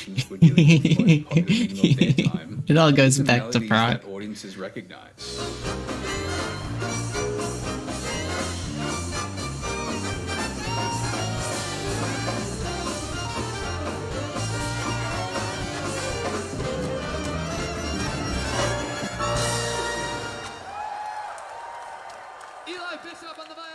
Level 3. VGM Jazz Ecosystems. I didn't know you liked Prague. The violin or the guitar? It's just never come up in our conversation. That help shape the big band's music and by extension, You like Prague? That's crazy. There are many other kinds Would have of never musical guessed. scenes associated with video game music, but we're just talking about jazz here. The first is, believe it or not, musical theater, very much like early jazz. And then I just give an upbeat prep into the next bar, which is at a new tempo. I'm going to sort of dictate all the eighth notes at 8. Charlie Rosen is an accomplished Broadway conductor and brings that expertise to the 8-bit big band. He's won a Tony Award for his orchestrations on the musical Moulin Rouge. You may have mentioned that. You may have mentioned that. We're doing the ink. Ink is good. Please give it up for the one, the only Lydia Official, ladies and gentlemen. Lydia will be performing a fan favorite of the video game music songbook. This is Snake Eater from Metal Gear Solid. The musicians of the 8-bit big band are also largely drawn from Broadway as well, and represent I'm gonna ban the word Prague. Musicians. Like Zach Zinger and Tomo Akaboshi did the music supervision and some orchestration for Elden Ring. Chloe Rowlands regularly. I'm gonna ban the word Dream Addison Theater. Evans toured with Beyonce. She's in some of Beyonce's music videos. Instant ban. MD on Broadway and arranges for Lang Lang. Stephen Feifke literally just won a Grammy like 2 days ago. The bass player that normally plays with the 8-bit big band is Julia Adamy, who's Anne Hagen. touring the world with Sam Smith. Which is all to say that video game jazz is currently being made by elite professionals. How often do you have a gong in your writing? You're gonna put a bong behind you? And a bong. Did you want to take any huge rips? I rip and I hit.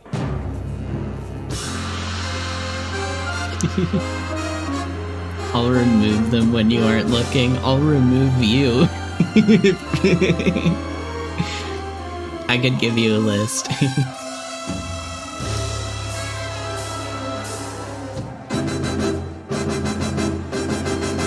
There weren't any large ensemble concerts doing like pop style writing, you know, like the songbook of this person with these pop singers at the New York Pops. Can I ban kind the of, like, streamer? more jazz, mid-century style orchestral big band studio orchestra stuff for video game music.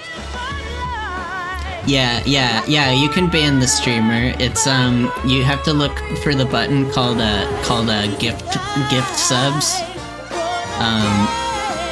Yeah, you need to it's a little misleading, but that actually means that you're banning the streamer.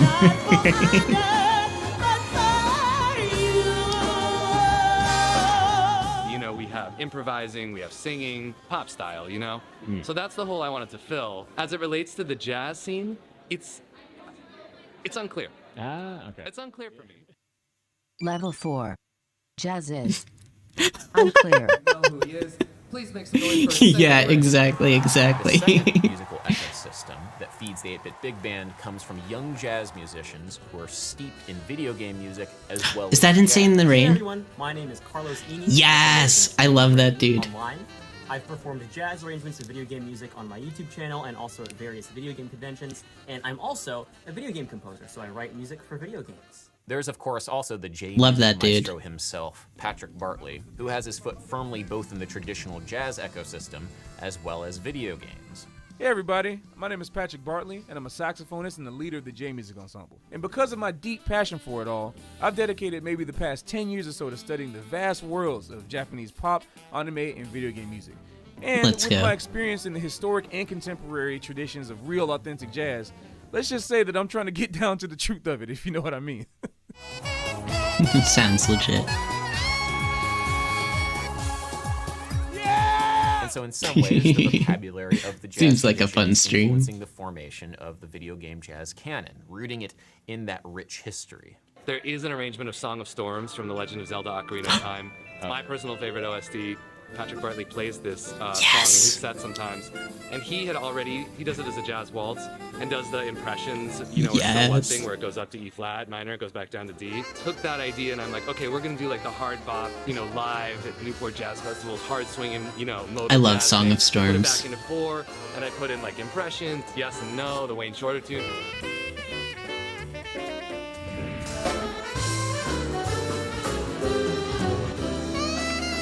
I just took all these inspirations from other like modal hard bop artists and like put it into Zelda, and I think it came out really cool.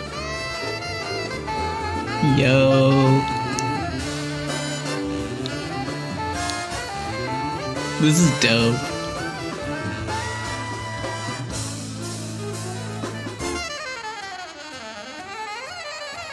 Ooh.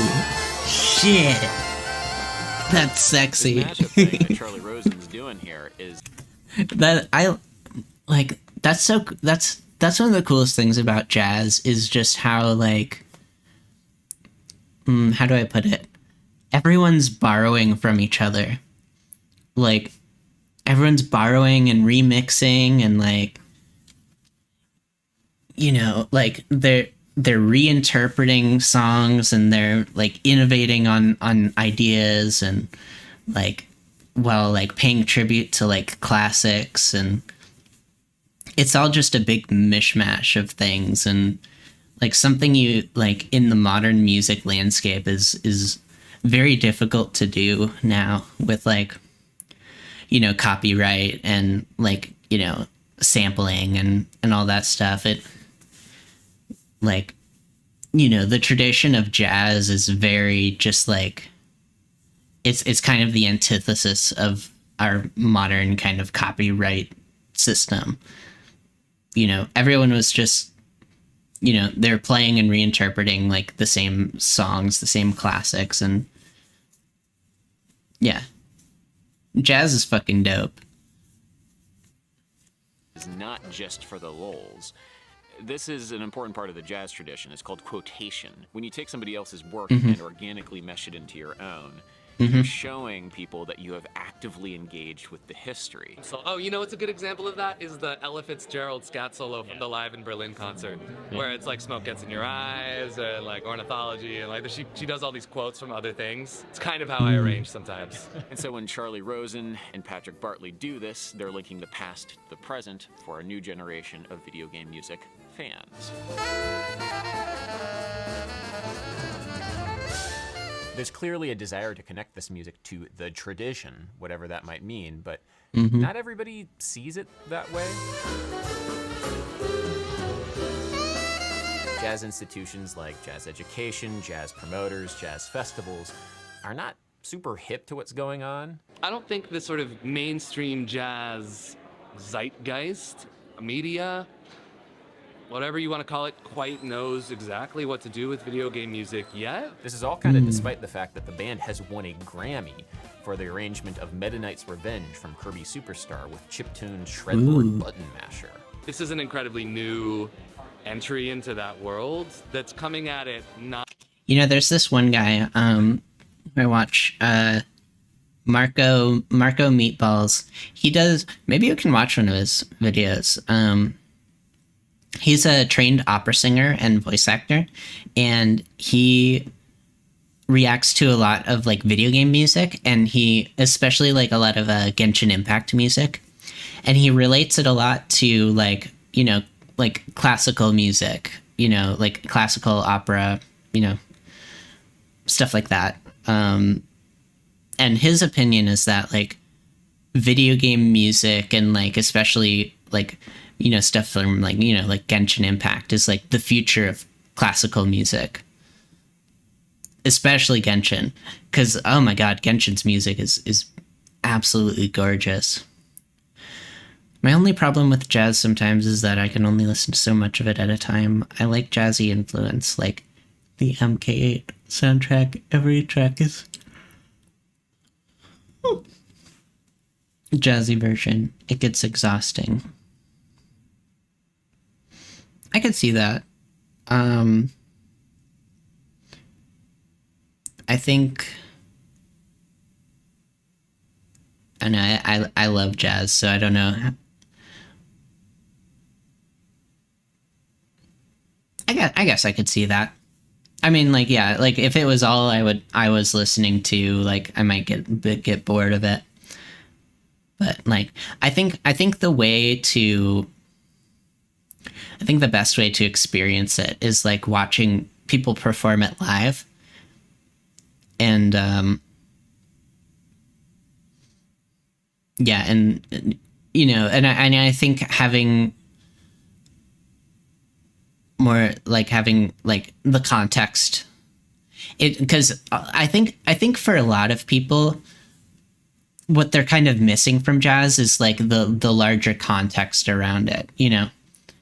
Because sometimes jazz can just sound like a big mess of notes. But if you know, like, why they're doing it and what their influences are, and, like, you know, why something is more innovative, it allows you to kind of put it in kind of like a timeline and kind of think about it differently, you know? Jazz is the same sounds. Yeah. Yeah, that makes sense.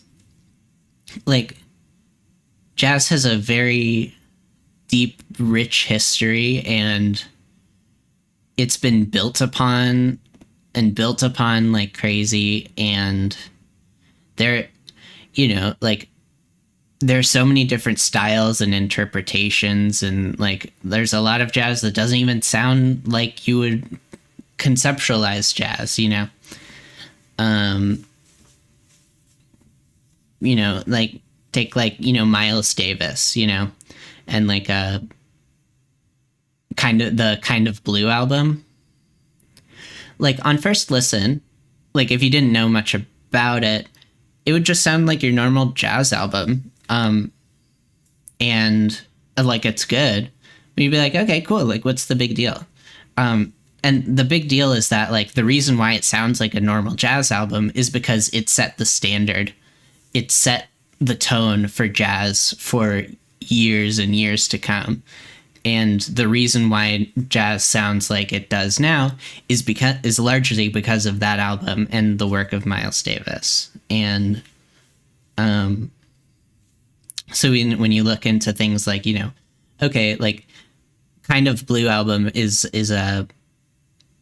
what's considered modal jazz, and understanding that gives an even greater context to it than you know, just knowing the historical context. And then you can start to see like, oh wait, like, you know, this album has like John Coltrane and Bill Evans on it, and like what are they doing with it, and how are they interpreting these ideas? And so I think jazz is, in my eyes, it's a conversation, you know, and you know, if you're not getting the other halves of that conversation, it can sound you know, it can be a little hard to grasp.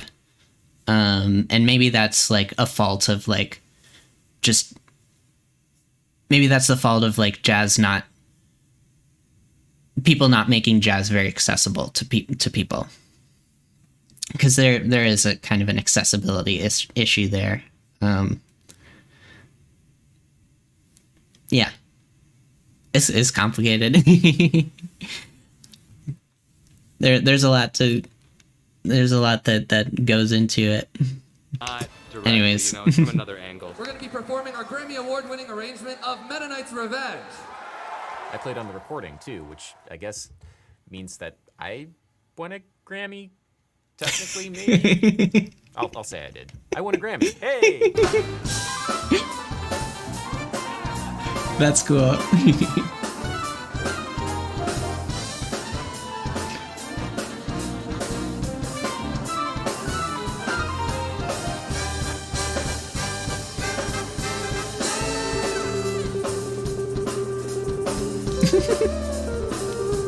I love that guitar. Grammy notwithstanding, jazz institutions are not yet supporting video game jazz. I think it's TBD. Maybe like let's talk again in 5 years and see where it's at. You know. What do you think? Oh yeah, of course. Thanks for playing. So in the meantime, there is a dedicated community that is committed to the music. There's a growing scene in New York City, as I found out the other night. Level 5. The VGM Jam Scene.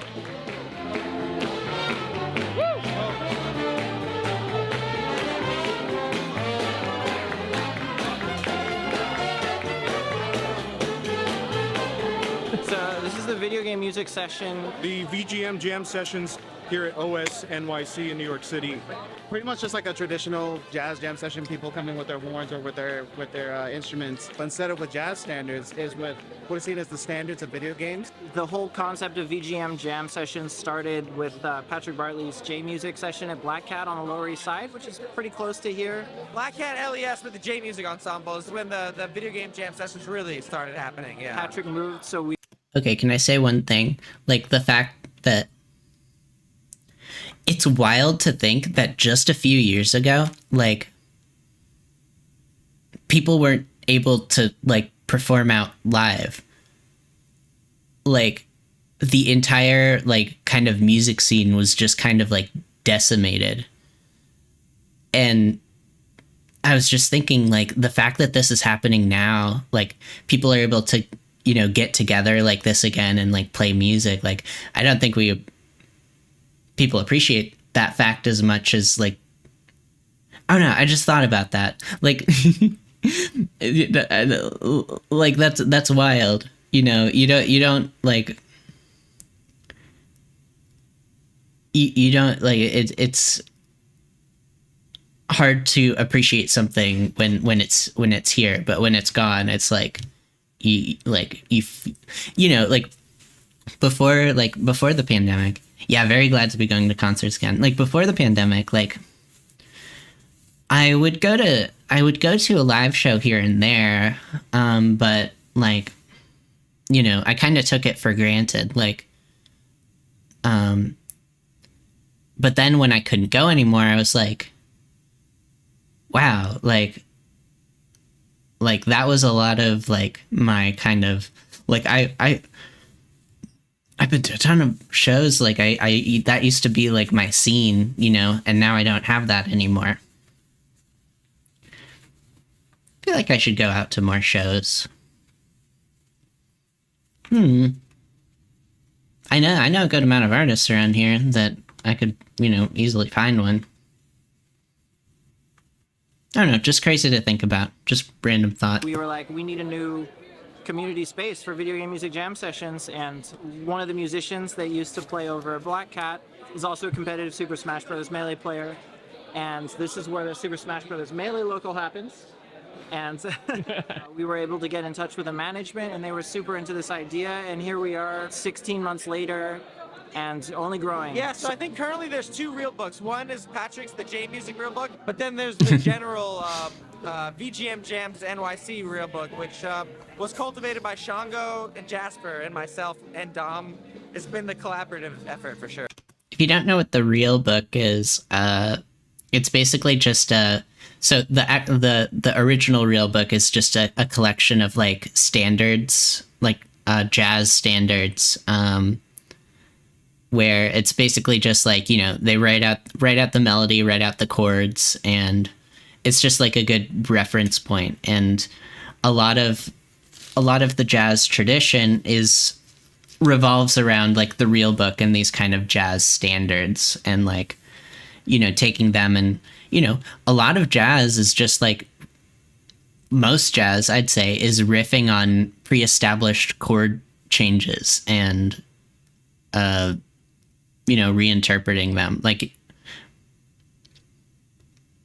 I think for most people, they'd be surprised how much of jazz is just like, all right, let's play this song. You know, like this standard song, you know. Like, and like jazz musicians who are like in the know will just know the song. They'll be like, hey, we're playing this one, and they're like, cool, what's the tempo? It's like, you know, and they'll just get right into it. Shit like that. Sure. Cool. Yeah.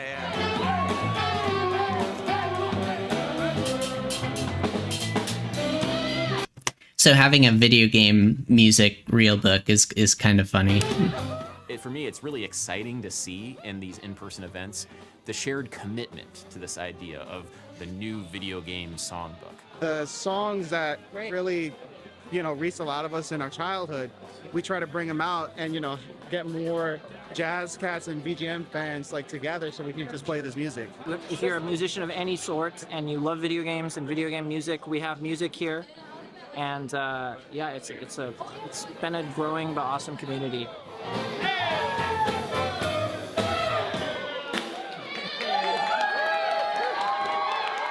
That looks fun. Level 6.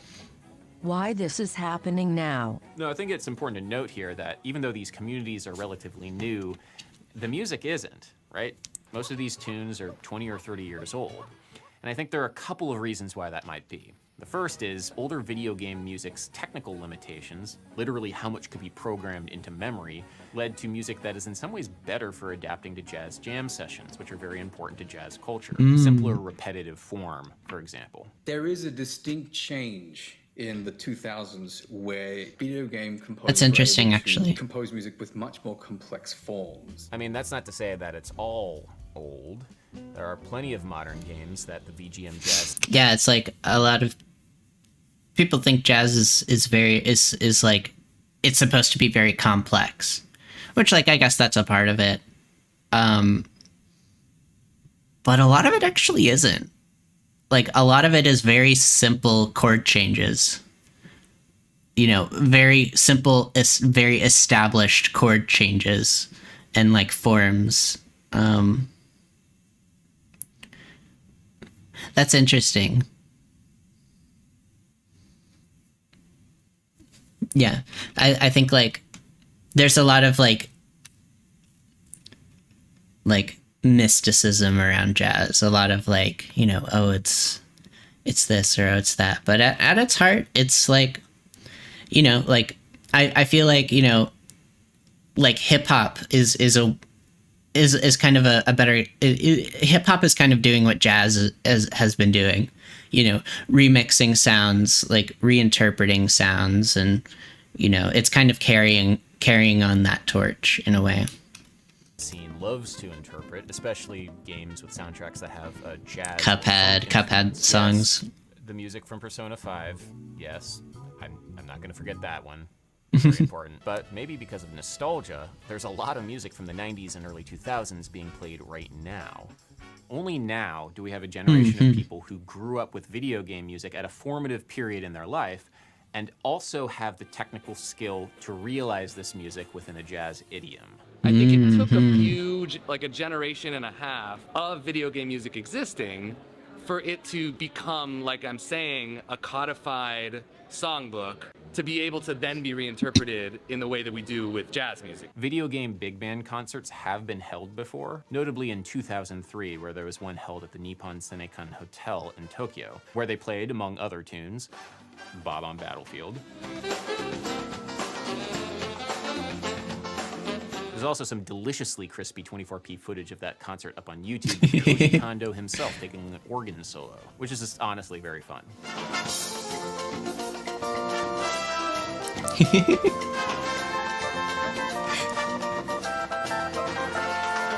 So yeah, there are historical examples of video game music being played in jazz contexts, but it's only now really where there's the audience, the performers, and the infrastructure for a scene to really thrive.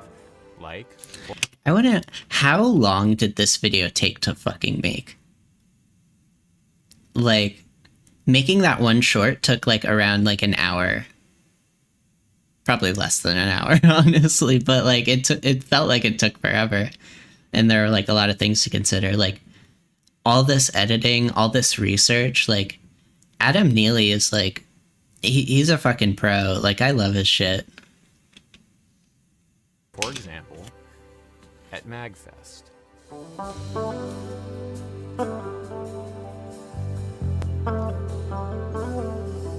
It's vital, I think, to communities to have a thing like this exist if they're going to happen and then be taken seriously and then spread awareness about this particular, you know, subset of music. It's really important. Well, cool, dude. Yeah. Excited to hit. Yeah, it's gonna be fun. We're gonna do a bass duet. Bass duet. Bass duet at some point. Bass duet. Level 7. Bass duet time. Yes, let's fucking go. Such a good song.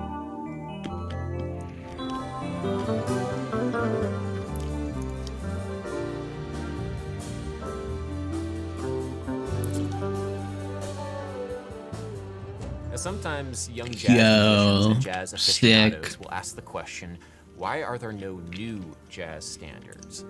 I think it's a fair question to ask because the catalog hasn't been updated recently. Most of the music has long left the public consciousness. And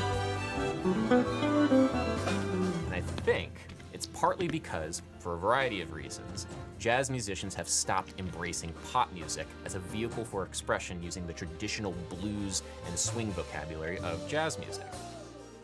I mean, you could point to Post... Yo, actually, yeah. But that's right. Like, jazz standards are, like, used to be pop music.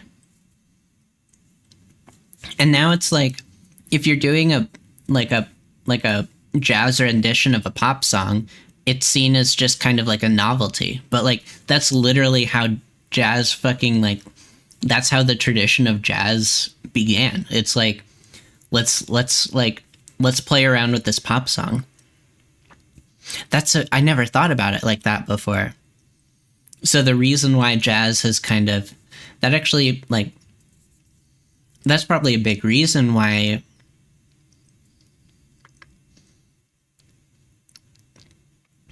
there's kind of a how do I put it? That's probably a big reason why jazz isn't as accessible to people. It's not very accessible to a wide audience is because jazz musicians stopped embracing pop music as kind of their go-to to kind of like get inspiration and get these kind of standards.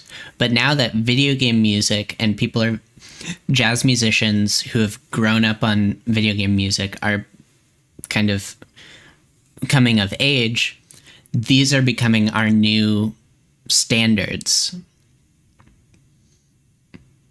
That's interesting. I never really thought about it that way before. Modern jukebox, but for me, that project seems far too couched in irony and jokey cynicism to have any kind of power in musical. It's seen as a novelty, but that's actually just how jazz started.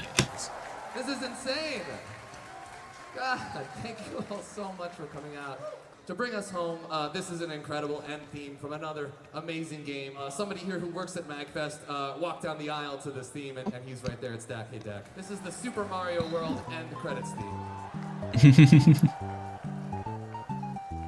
The beautiful thing about how jazz musicians are engaging with video game music, on the other hand, is that they're doing it with a deep respect. There's no hint of irony here. There's no winking at the camera. No. Yeah. Hey, can you believe we're playing this? No. You're so right. Earnest embrace of the music, and because of that, I think that in 5-10 years' time, this music will be taught in schools as a part of the long, rich tradition of jazz music that goes back to the early 20th century. That makes a lot of sense.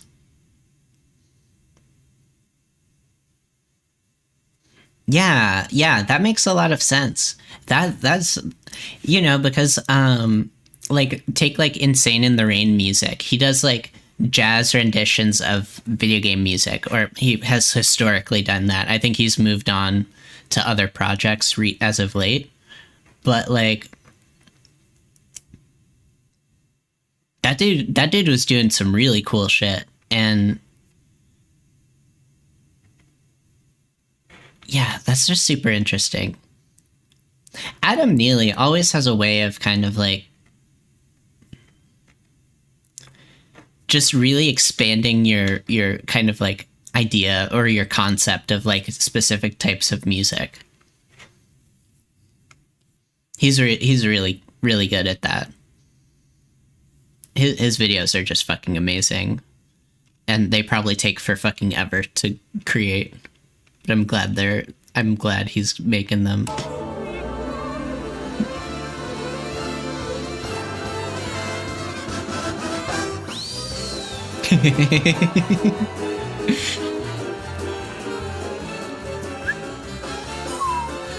And as goofy as this music can get, and it does get goofy, it's powerful.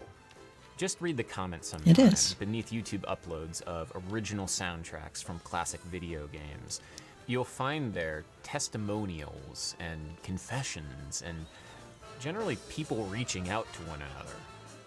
When you read this stuff, I mean, there's no denying the emotional impact that this songbook, the great video game songbook, has had on people's lives. And so why wouldn't there be a community of young jazz musicians that celebrate it? The sense of identity and belonging that comes from sharing in the joy of this music is enough for it to be present at the most important moments of people's lives. Because sometimes it got them through their worst. I replayed this game on the Switch and started crying. I remember playing this game with my dad, and it brings back such fond memories of him just cheering, "Miho, you did it!" and just in time for bed. Me and him sat through the credits, and he was so proud of me. This was before my parents became divorced, and I wasn't able to see him as much. I beat this game 10 years ago, all by myself, and he was so happy, and I was so proud. I miss those days, but I'm glad they happened. Oh. Poppy, if you see this one day, this was one of the best adventures we ever had.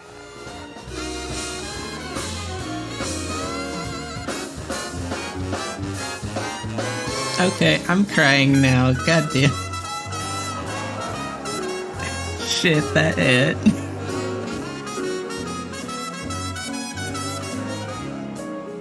You can't do that to me, Adam Neely. You can't do that.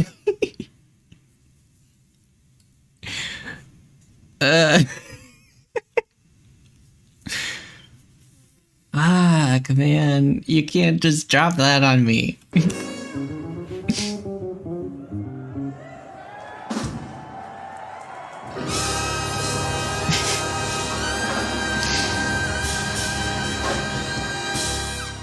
You know, I may have been a bit mistaken when I was implying earlier that the jazz establishment has no idea what's going on, because that's not entirely true. For example, in December of 2022, the great Kenny Garrett put on a concert of music from the game Elden Ring. Ooh. Kenny Garrett is a giant among jazz saxophonists. He played with Miles Davis, so holy shit, he did. His body of work is exciting to see. We took one of the songs that you heard, the Song of Honor. I wanted to give you some That's jazz, wild. you know, influence, some blues influence, even though I'm playing straight gospel. But the main thing I wanted to... That man played with Miles Davis, and now he's playing Elden Ring music. Yo, if that's not saying something about the modern landscape of jazz, then I don't know what is. Have this harmony to move that moved me, and in turn, I hope it moved, people. This is exciting, but it still remains to be seen what exactly this means for the jazz landscape in the next couple of years, or the video game landscape for that matter. Will other great modern jazz musicians engage with this great video game songbook? We'll see. But until then, well, until then. Level 8.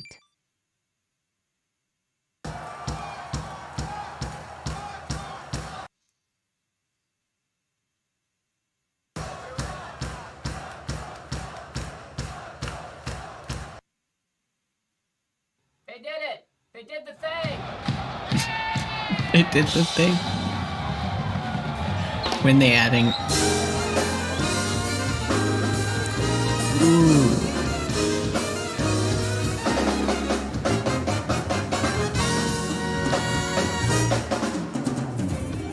You know, when I was studying orchestration in grad school, which I love that shit. Instrumental timbre, how you put together different instrumental combinations within an ensemble, I studied a lot of the great jazz arrangers of the 1960s and 70s, including Thad Jones.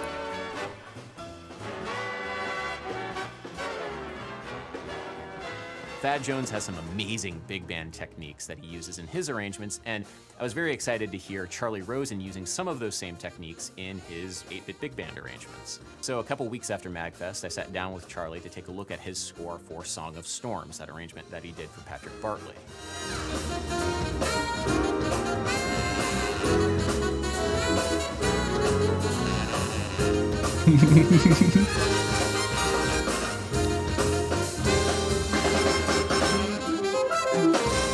You could probably find Hades, jazz Hades music. A lot of these techniques, like upper structure triads. I never played much trumpets, Hades. Four-way close and the trombones, different approaches of using the bass trombone and the bari sax in 2D voicings for shout sections. Got to make sure there's space between the notes so everyone has their place in the harmony. So that's how you get that chord. You can watch us nerd out about all this stuff in a bonus video that you can watch exclusively over on Nebula. Nebula is the creator-owned streaming service where you can find many of your favorite YouTube creators creating extra cool things, bonus videos, deep dives, and other videos that might not work perfectly for YouTube, given the constraints of demonetization, which is something that I deal with all the time for music YouTube, and algorithmic issues like how are you supposed to clickbait a 30-minute podcast about 60s big band arranging techniques? That's hard, but thankfully I don't have to worry about it because that video is over on Nebula. It's a great place. I feel like I need to watch that video. I feel like if I learn how to clickbait an hour-long podcast about 60s big band music, then I can clickbait fucking anything. They got Hades in my prog. Though this year, which was very unexpected. You mean someone did a prog cover of Hades music? Discover quality content ad-free, as well as support your favorite creators. That was such a good video. Even made me cry. I was not expecting that. That was just that comment was just that fucking hit. Just like, yeah, I think that's like video game music and just brings you back to a simpler time. Periphery named a song Zagreus and threw in the reoccurring motif from the game into it towards the end. Interesting. They said that game delayed the album. Nice. I dig it. Let's see. I kind of need to use the restroom. How much longer do I want to go? That's a good question.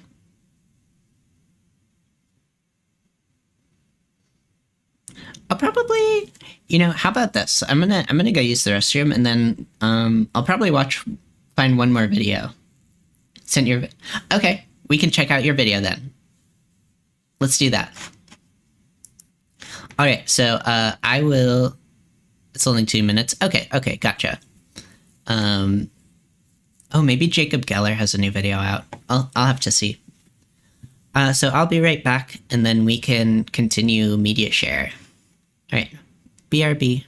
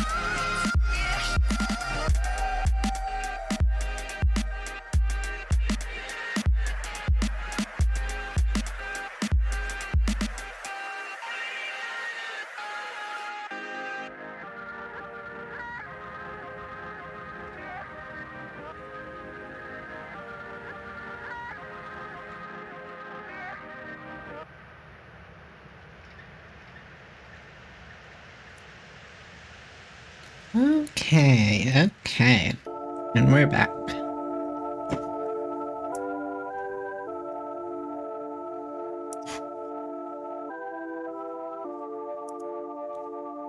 Hello. Have a good night, Corco. Let's readjust my... Okay, there we go. Have a good night. Thanks for stopping by and hanging out. Always lovely to see you.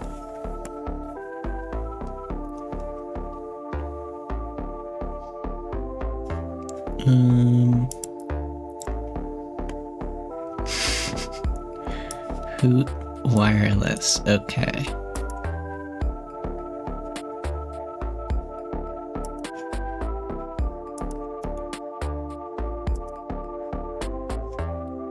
Advertising genius. All right.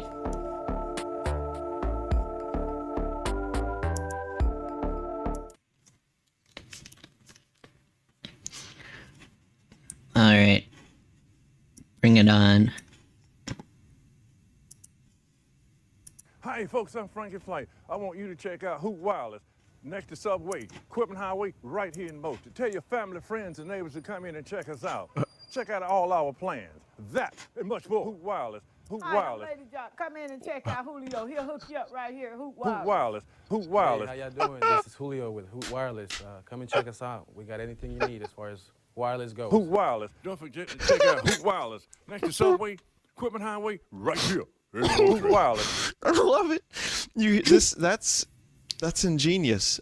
You just randomly insert the name of the company into the commercial at random intervals. That's so good. Yes.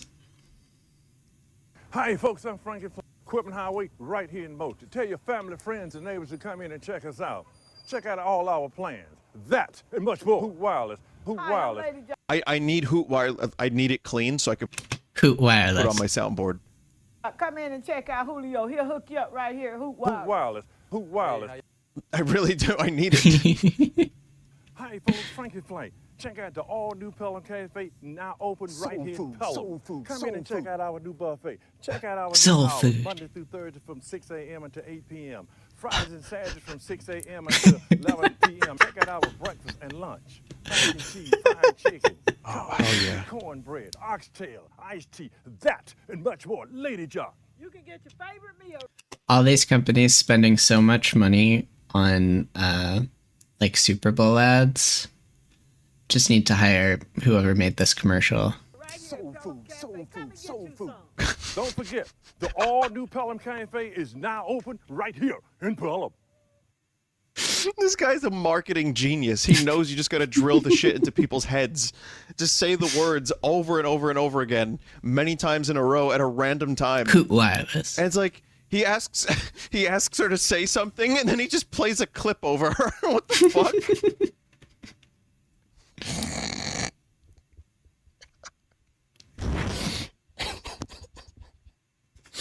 So, I want soul food now.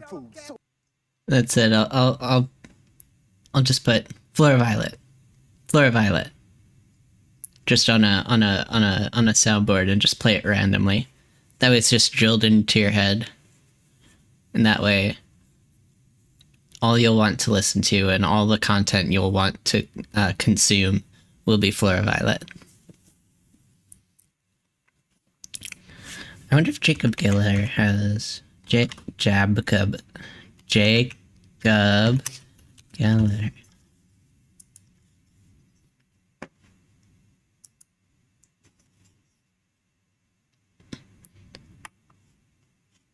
Ooh, okay, here's a... You need to have a special button for it, or have it on a time that sets to random intervals. There you go. Okay. Top 10 games of 2022, or the conceptual failure of orbital lasers. Let's do the conceptual failure of orbital lasers. I have no idea what this is. Watch this video ad-free and see the exclusive companion essay I made, The Failed Space Weapons of the US Military, only by watching on Nebula. Nebula and CuriosityStream sponsored this video. The Latin phrase Deus ex machina translates literally, Wait, I think I've seen this God actually. from the machine. In ancient Greek theater, where the phrase originated, this literal translation made sense. We can watch it again. In several Greek plays, a seemingly unresolvable conflict would suddenly be remember what swept happened. away as a god entered the plot and solved a problem in a way mere mortals could not. Furthermore, this god wouldn't simply walk on stage, they'd descend from the heavens, lowered onto stage as if by magic, descending from a crane above the set. This happens in Alcestis, written by Euripides around Fucking Arrested 2400 years ago. Development. The titular character, Alcestis, dies. Oh no, what a tragedy.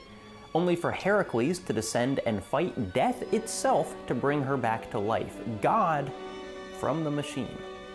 Deus ex machina. Nowadays, of course, the phrase rarely refers to gods or even machines. Instead, people use Deus ex machina to describe plot contrivances, solutions that don't feel earned. Both the Deus and the machina have been analogized. While the Eagles just flew them away from Mount Doom, Deus ex machina much? I've never heard anyone use that phrase in that way. I've only heard it in the game Deus Ex Machina and Mirai Nikki. Mirai Nikki's what a fucking show. I need to rewatch that. I need to rewatch it and because when I watched it the first time, I was really fucking into it. But I need to watch it again and see just how many you've used it many times, really. Actually, I guess I didn't know what it actually meant, but And sure, it's fine. Have it's you? a useful description of a specific plot event. But that original translation is just so evocative.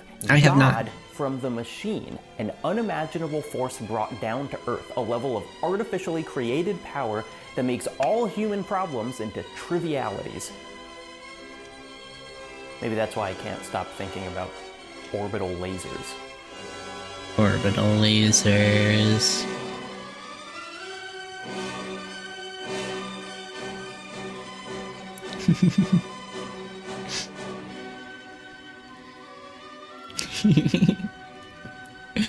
A video about orbital lasers.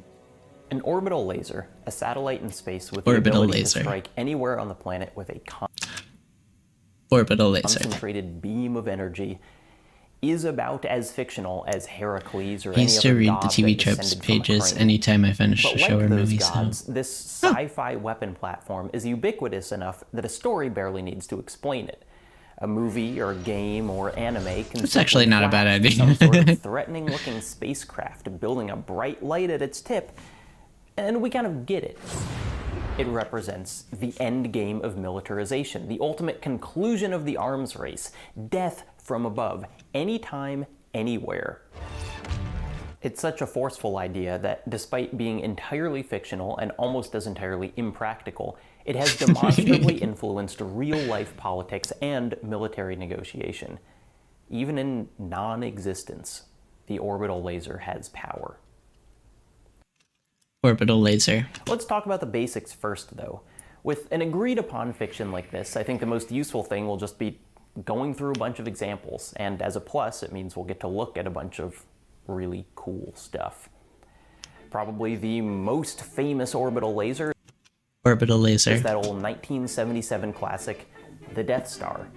And it does have The biggest many of the failure was the hallmarks of marketing. genre, namely, number 1, military trump card, number 2, big laser, number 3, in space. But the Death Star has a number of notable quirks that, while not totally disqualifying it, do set it apart from other examples. Most notably, it's only orbital temporarily. Because the Death Star's main thing is destroying a planet, having it locked in rotation around a planet doesn't make much sense. It actually has engines that can take it from place to place, and it also has a full crew aboard at all times. The Death Star is, in practice, a big spaceship. But because it does orbit and because of its massive influence on space weapon imagery, it gets an honorary It's an honorary orbital laser. I am just, like, obsessed with that phrase now. Orbital laser. I need to figure out how to incorporate that into my everyday lexicon. More classical examples can be found in the James Bond franchise, which has at least 3 plots centering around orbital lasers. Diamonds Are Forever, GoldenEye, and Die Another Day all have villains that control satellites that have varying abilities to zap from above. Diamonds Are Forever might be my favorite one just because of how tiny and pinpoint its beam is. Bzzz, submarine blows up.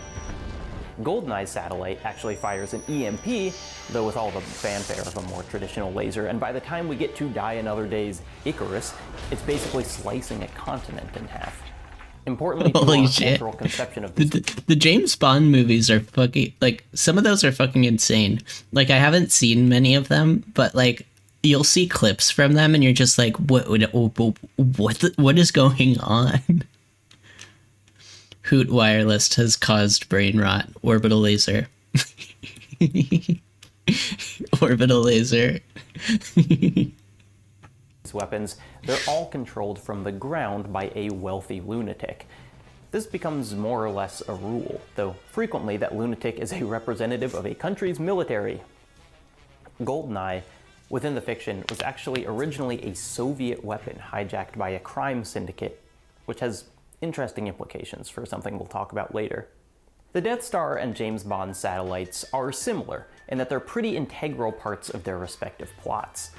But what paradoxically I find more interesting is when the existence of the orbital laser is almost an orbital laser afterthought, something that happens more and more as we move into video games and anime. One of the most visually stunning iterations of the weapon comes from the 2009 movie Redline, which I want to see that. I want to see that. That looks so good.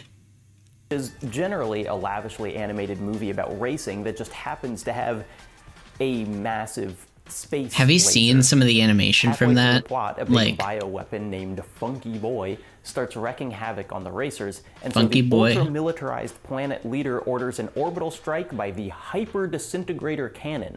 Fire the cannon at Funky Boy! Yes, I need to watch this. What the hyper-disintegrator cannon is or how it came to exist. We just get it. We see a satellite with a bright light above a military base. We see 3 lasers converge and... Funky Boy! You've seen it. There's a similar scene in the TV Need to watch show it. Invincible. An orbital laser strike called in is basically a sight gag. Or in the many Sonic games featuring Eggman-themed versions of these weapons. Eggman-themed orbital laser.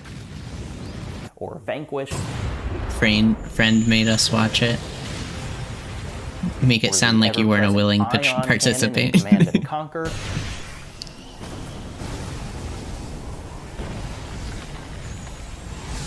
Objective complete. Or maybe my favorite, using the essence of orbital laser in Yakuza Like a Dragon to zap the hell out of some random street thugs.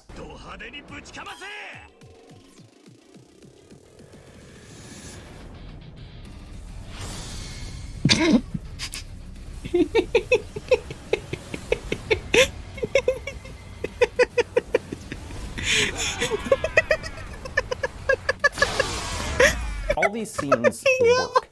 They don't leave the audience confused, despite how offhandedly the concept is thrown out. And that's because the important thing about an orbital laser isn't its literal existence. I need to play but what it fucking. I need to represents. play They're Yakuza. essentially That'd be a fun game to play on shorthand stream, for a actually. Pinpoint nuke. Its power only matched by how omnipresent the threat is, literally hanging overhead at all times. And because it's a sci-fi invention, it comes without all the baggage we know of real nukes. Travel time, radioactive fallout, endless collateral damage. A powerful person on the ground just pushes a button, and somewhere else something explodes. The ultimate flex, the end of the arms race. Except it's not really. And to get into that, we have to talk about one of the best orbital lasers of all time, Soul from Akira.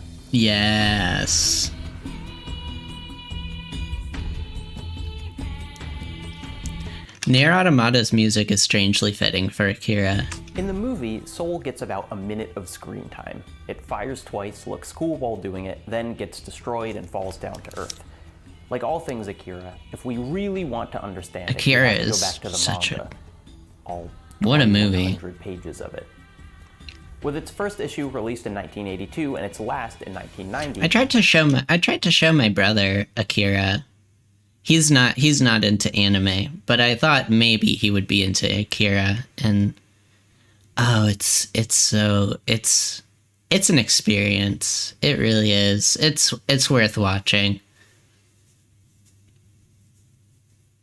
Yeah, it's an experience. Such a good film. My God, some of the best animation put to film. Like, absolutely incredible. Akira is about 1,000 different things. Oh, I know you will. It's about punk youth movements, about drugs, about poverty-hostile urban development. It's about spirituality and death and a pretty full-throated endorsement of honest-to-God anarchy. But within all that, the most consistent theme of Akira might be a story of military escalation. How could it not be, when these are the first two panels?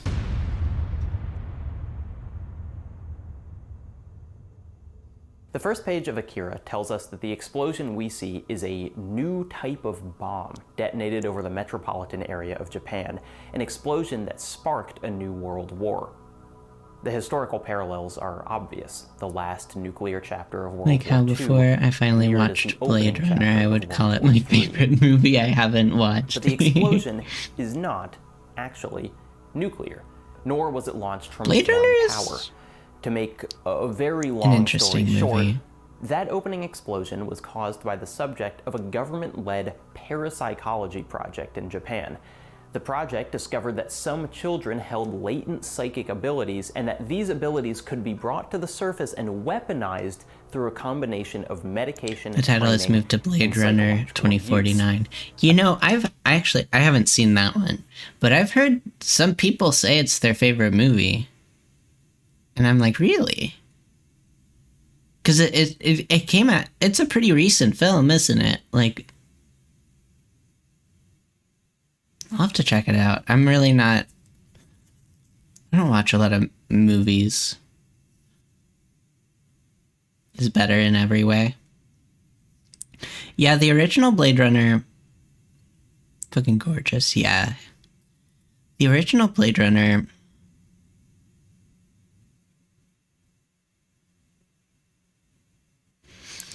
what are my thoughts on Blade Runner?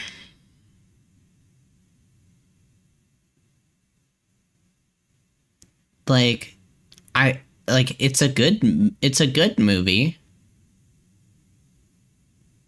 I do like the pacing, yeah. I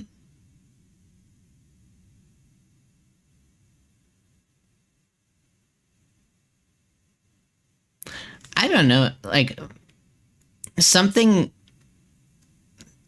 like, it's a good movie, but something about it is, like, holding me back from thinking it's, like, one of my favorites, you know? Like, I love, like, the vibe, like, I think it's, like, everything except, like, the like, story itself, you know? It has flaws, yeah. Yeah. But I can't for the life of me think of, like, what exactly those flaws are, you know? Maybe it's just the lack of, like character. Like, that might be it. It might just be, like, a character issue, or, like, that might be it. Akira, the manga's namesake, was the most powerful child ever found by the project, and one of his psychic awakenings created Like, I would that never say explosion it's we one see of in my the first favorite two pages. movies. The explosion that But started World I would War say it's a III. very Do you get it? great and The message important here movie. isn't that war pushes militaries to create new weapons. It's the inverse. A movie The doesn't need to be good creation to be of new important. weapons is, in itself, what facilitates war. World War III occurred explicitly because of the development of these weaponized children. The orbital lasers of Akira, therefore, narratively rhyme with the Parapsychology Project. Orbital We laser. see two of them in the story. The Japanese-controlled Soul and the American-controlled Floyd. They too are objects of immense power and symptoms of endless military buildup. They're the end game of an old arms race, one before the torturous development of psychic children. And One interesting thing about Akira is that it doesn't really even look like anime. It's such an outlier when it comes to like Japanese animation. Like it just kind of exists as its own thing. Yet it's like super influential to anime. But like, you know, it's a lot of it is animated on ones, you know. A lot of it is like, and that gives it more of like a Disney, like American animation feel in some aspects. I don't know. It's such an interesting, again, like it has its flaws for sure, but like very great and important movie, you know. One of my favorite movies in terms of just the feeling of watching it. Yeah, it definitely, like, the vibe of that movie is on point. It's a vibe movie. Just like those psychic kids, the orbital lasers are completely f***ing useless to the militaries that created them. This is honestly my favorite part of Soul and Floyd in Akira. They are stunningly drawn, incredibly powerful looking, and they basically never do anything useful. The first time Soul is fired, it's attempting to stop 2 children from escaping a military base, and guess what? It doesn't work. The second time it's fired, it triggers a psychic reaction from one of the characters that destroys half the city. The third time it's fired, it again only pisses off the antagonist, and the fourth time, we'll get to that. Even better is Floyd, the satellite laser which the Americans used to try and wipe out Neo-Tokyo completely. Its capabilities are clearly enormous, its destructive potential nearly unlimited, and yet the only thing it manages to do is crash right back down on the Americans' heads. Okay, no, I have to actually tell you what happens here. So this group of Americans has been chilling offshore in an aircraft carrier for hundreds of pages, and eventually the commander is like, okay, we just have to destroy all of Neo-Tokyo. That's the only way to resolve this. And so they start to fire the laser, but as they do, Tetsuo, the main psychic boy everyone is fighting, is like, F this, and flies up into space and attacks the satellite. And a version of this happens in the movie, but what doesn't happen is Tetsuo starts riding the massive orbital platform back down to Earth, towards the Americans who fired it in the first place, and we get maybe the single hardest page of the whole story, and it's falling, and suddenly lasers start coming out of the sky at the aircraft carrier, and the commander is like, the laser cannon is still functional! And then the whole thing just smashes into the character, and everything blows up, and it fucking rules. Anyway,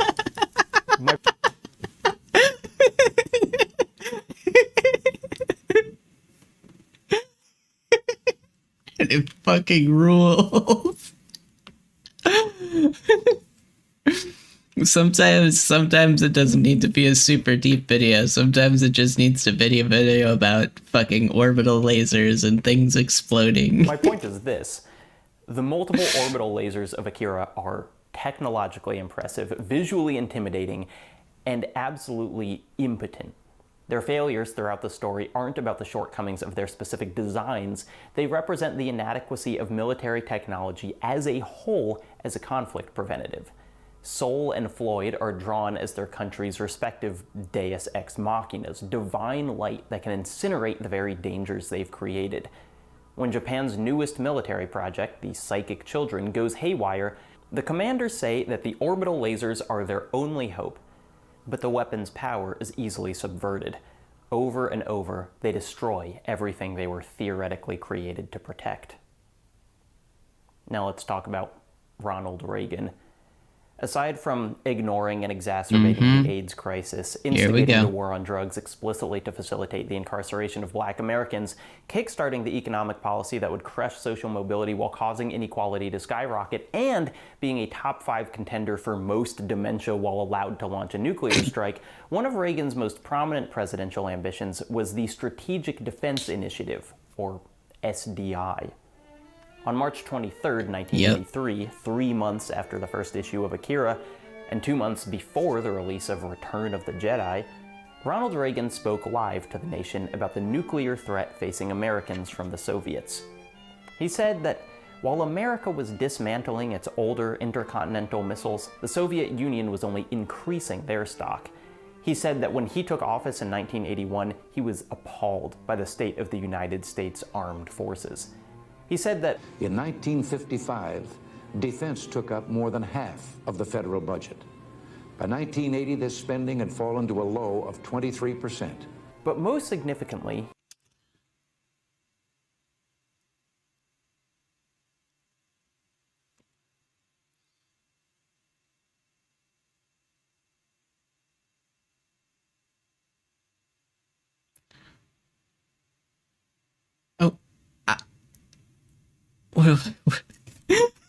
what do I even say to that?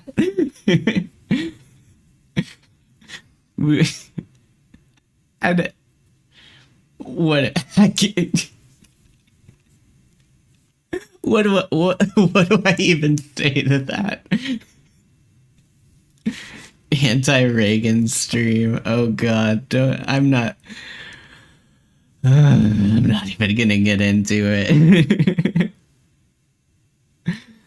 Jeez.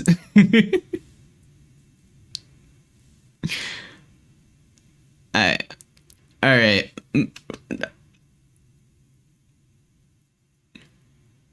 But love Reagan. Which what? Reagan? What Reagan are you referring to? Mob Psych. Oh. Got it.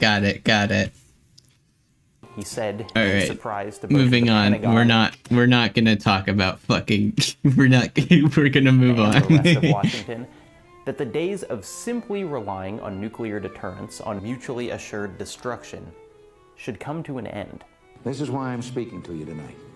To urge you to tell your senators and congressmen that you know we must continue to restore our military strength.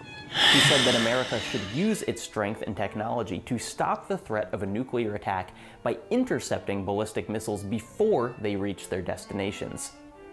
He said, in a genuinely moving turn of phrase, "I call upon the scientific community in our country, those who gave us nuclear weapons, to turn their great talents now to the cause of mankind and world peace, to give us the means of rendering these nuclear weapons impotent and obsolete."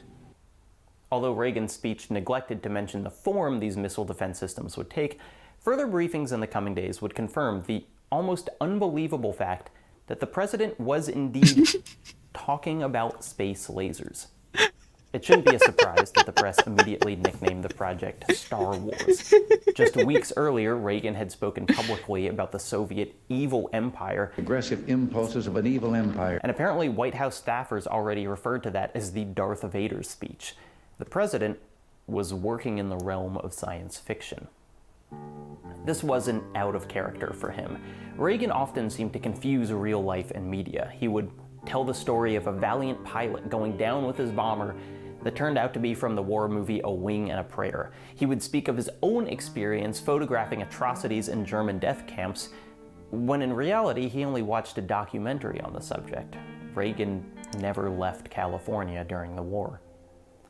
As an aside, almost any story involving Reagan will end with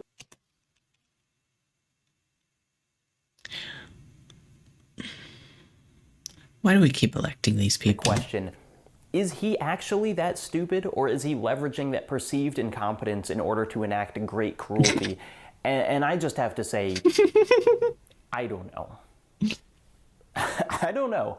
Most writing about Reagan does include many quotes of his staff treating him basically like a trained monkey. George Bush, his vice president, said Reagan, quote, found it hard to think and express his own ideas simultaneously. So on that level of evil or incompetent, I tend to default My to, God. yes, both.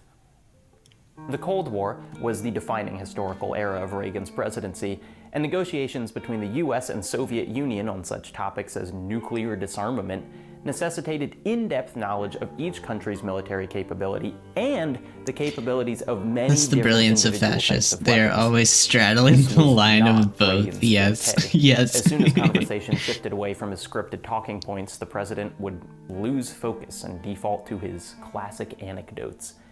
With this in mind, the appeal of an automated system that would shoot down incoming missiles is obvious. SDI, a bunch of lasers in space, actually presented a sort of radical simplicity that disarmament couldn't. You don't have to negotiate if you simply have a win button. Star Wars was the obvious modern touchpoint for news media writing about the proposal. A simple story of good versus evil featuring lots of technology so advanced it might as well be magic. But Reagan himself didn't use such modern references to make the case for SDI. Actually, author Francis Fitzgerald theorizes that Reagan's true cultural touchpoints were significantly older, like a couple thousand years older. Fitzgerald writes that Reagan's usage of the phrase evil empire, first uttered when speaking to the National Association of Evangelicals, wasn't invoked to reference Darth Vader, but the biblical conception of evil, as in an evil empire that will appear in the end times under the leadership of the Antichrist, one that will do battle with Christ and his saints on the field of Armageddon. Whether a cynical ploy for the support of America's Christian fundamentalists, or because it was the lens through which he actually saw the world, or again, both, Reagan's language positioned the Soviet Union as the malevolent side of a divine conflict. SDI, Star Wars, orbital lasers, whatever you want to call them, it's clear where they fit into the metaphor here. On the oncoming fields of Armageddon, they would be Reagan's Deus Ex Machina, his God from the machine. Can we talk about just how silly this video has gotten? He literally said, what did he say? Hold on. The Soviet Union as the malevolent side of a divine conflict, SDI, Star Wars, orbital lasers, whatever you want to call them, on the oncoming fields of Armageddon, they would be Reagan's Deus Ex Machina, his God from the machine. This video has already jumped the shark. I don't This video is great. His God from the machine.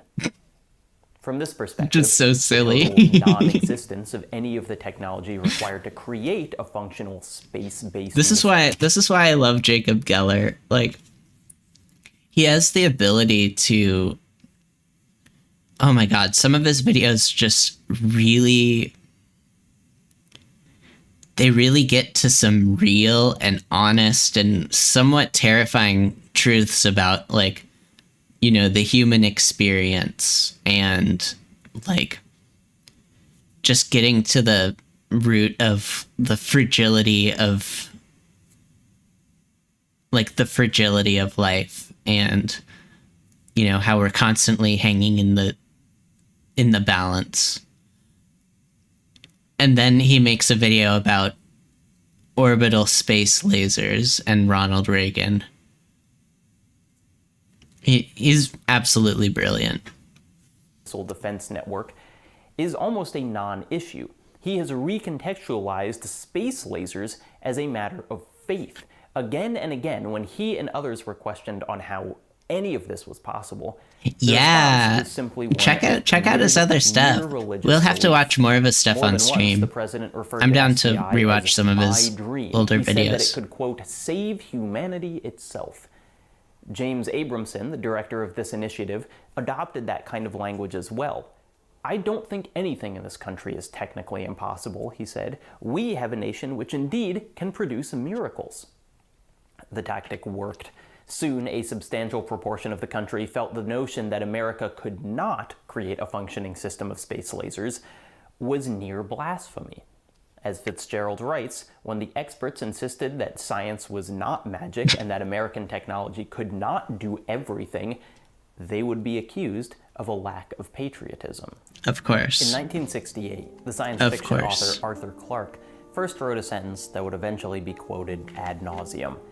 Any sufficiently advanced technology is indistinguishable from magic.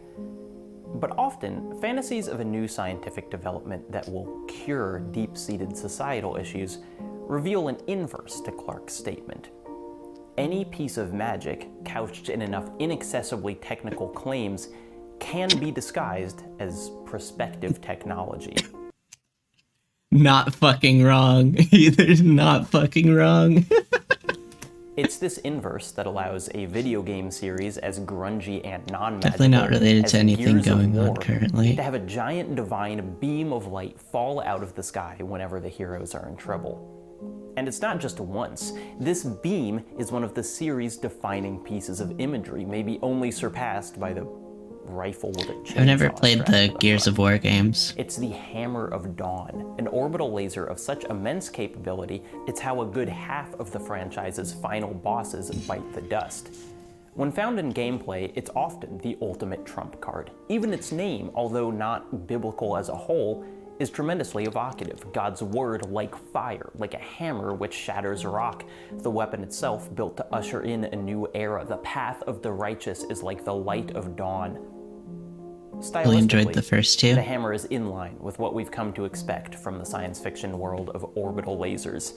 Yeah, just Blinding, instantaneous. never really been The into handheld shooters. beacon used to target the laser feels almost exactly like the one used by the general in Akira. But what's most interesting about the Hammer of Dawn is how the series refuses to let it be a simple deus ex machina. In contrast, for every problem the hammer rescues our heroes from, it creates a dozen more. While the Lancer, the chainsaw gun, might represent the gung-ho violence the franchise allows individual Hardly soldiers, remember much the of Hammer them. of Dawn Gotcha. instead remains Gears' symbol of what happens when every metric of stability is sacrificed in the name of absolute. One thing I love too about Jacob Geller is just how much diverse media he'll reference from to kind of make his point. Like, we went from talking about Star Wars to James Bond to Akira to the Ronald Reagan administration. Now we're talking about Gears of War. He really just takes from all these different mediums and eras, and yeah, I think he's one of the best, if not the best, video essayists out right now. He's really pushing things forward, and he's just always doing his own thing. He doesn't he doesn't really have a, I've always I've thought it'd be fun to do a video essay, but just sitting down and writing that much, it's a fucking 40-minute video. That's a ton of fucking words to write. To keep it all together, it's like writing a fucking novel every month, including the editing and the research and my god, so yeah, just a crazy amount of work goes into these. Absolute power. Although Gears is a series largely focused on fighting non-human creepy crawlies, the first appearance of the Hammer of Dawn, chronologically speaking, is in a very human war. At the beginning of Gears 4, you play a soldier of the COG army, raiding an enemy base explicitly to steal their research on an orbital weapons platform. In one of the supplemental comics, the COG scientists speak of the technology with a sort of radical optimism, echoing Reagan's declarations of oncoming world peace. Perhaps this weapon will be so powerful that it could, in fact, end all wars. But the soldiers in the raid have no such illusions. When one member of the team asks, "So what does this Hammer of Dawn thing do anyway?" another answers bluntly, "It wins the war." And it does. The COG uses their operational orbital lasers to eradicate their human enemies and bring about their surrender, and what follows is a period of world peace that lasts all of 6 weeks. Then the aforementioned creepy crawlies emerge from the ground and throw the whole planet into war again. In a bitingly clever little move, Gears 4 immediately follows the raid to steal the Hammer of Dawn with a demonstration of its inadequacy. It flashes forward to Emergence Day and hands you control of the laser. I could This write a is pretty it. long video essay about Higgins affinity. Like, I genuinely would if I knew I was capable of finishing it. Yeah, that's the only thing. It's like, am I capable of finishing it? One thing I've been thinking about a lot is this idea of like role theory, like the psychological concept of role theory, and kind of drawing parallels between that and like otaku fan service anime and like hentai, and kind of explaining those concepts in like that kind of way. Hold on, I'll take a sip of water and then I'll kind of explain.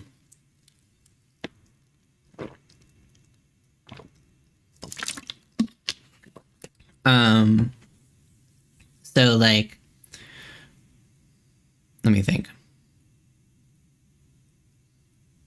So the idea is that like our societal interactions and kind of like the basis of our kind of social reality is based on roles. So like roles like mother, father, like teacher, student, like, you know, like brother, sister, like, you know, boss, employee, you know, all these roles that like we have a concept of them, and we have a concept of how they should act and how they interact with the world and how like we should interact with them. And especially like the roles of like the familial unit, but also outside of that, like these roles influence how we conceptualize and like go about just interacting in society. So like in a lot of like fan servicey anime and hentai, a big component of that is playing with roles, playing with like, you know, the big one is like the role of the overpowered protagonist and kind of fulfilling that kind of power fantasy. It's kind of stepping into these ideas, stepping into this kind of role that you wouldn't normally be in, or one that you want to explore further. And it can kind of help you gain a better sense of self by kind of, you know, making parallels to your own life. A big one is like, you know, how do I... Let me read your thing. Like, it speaks to me so much, and just dissecting the way the lyrics are layered, and depending on which context you're viewing, could change the meaning, like the little songs. Gotcha. Interesting. Yeah, let's see.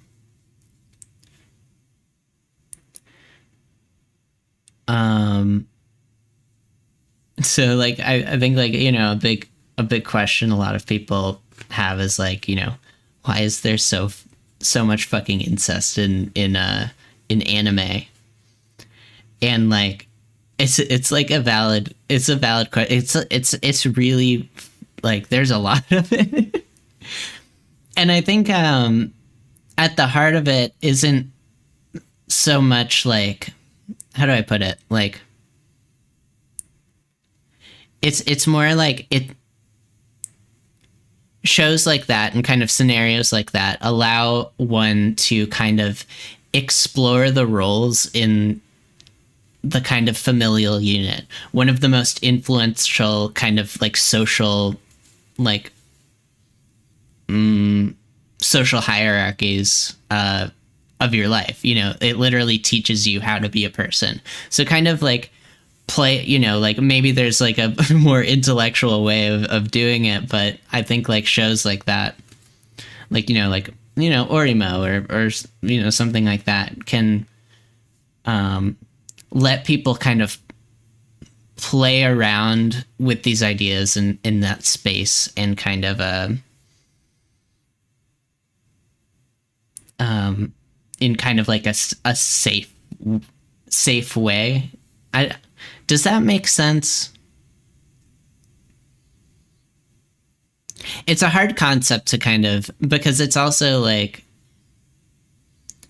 it's a dicey subject to get into, you know, because like on one hand, like it's like obviously I can see that like a lot of these fan servicey type shows are like problematic, but on the other hand, like I feel like there's also value to them. Value outside of jerking off, you know.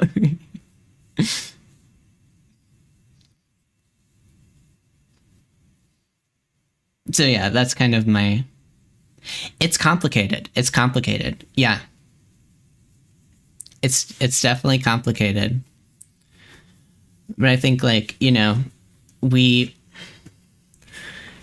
as children, you know, we learn how to interact with the world by mirroring those around us and mirror and kind of, you know, that's how we contextualize our life. So, you know, being able to kind of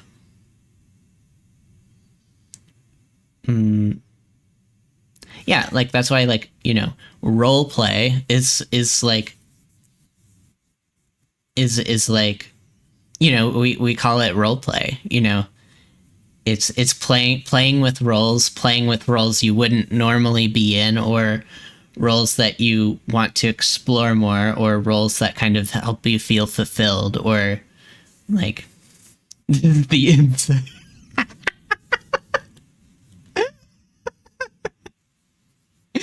It's how 3 hours 16 minutes. We finally reached it. I really want to do a the night. It's not no, not a night. This isn't gonna be a nightly segment. But I really want to do like a hentai tag tier list at some point. I think I'm gonna make that like a stretch goal, because I like, one, I think it'd be funny, and two, I just like talking about these things. I think it's really interesting. It's no.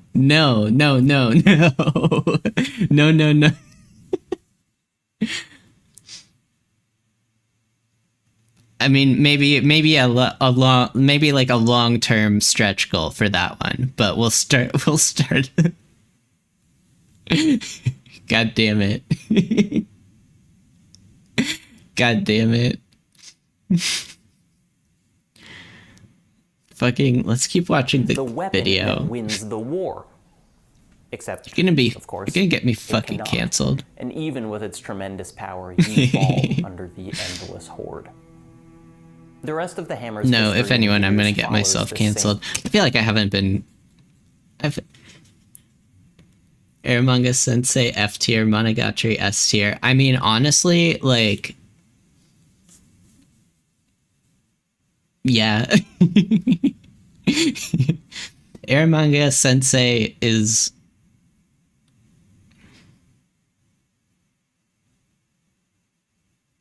Should I just stop talking right now because I feel like I'm just gonna put my foot in my fucking mouth if I talk about Aramanga Sensei.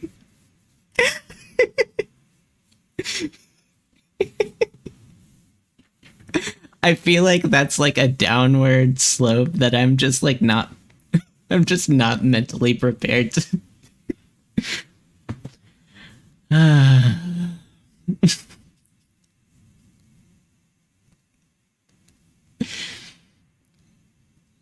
You don't want to get me started on Aramanga Sensei.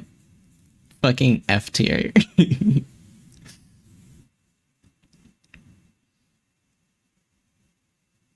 Sagiri isn't even like a really like she's not a human being. She is tsundere incarnate. She is a walking trope that isn't even good at her trope. I've never met a more I've never seen a more like dishonest fucking character in my entire life. She's so tsundere that I don't even know what the fuck she's even thinking. Lifeless Emoto bait doll. Yep.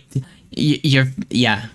I can't believe it was written by the same creator as Orimo, because Orimo is so fucking Orimo is charming. What's her name? Kirino? Yeah, Kirino is charming. She's like 3-dimensional. She's like a real fucking human being. Sagiri is just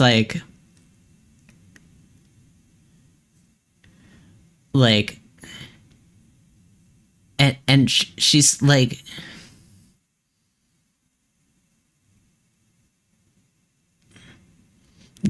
just a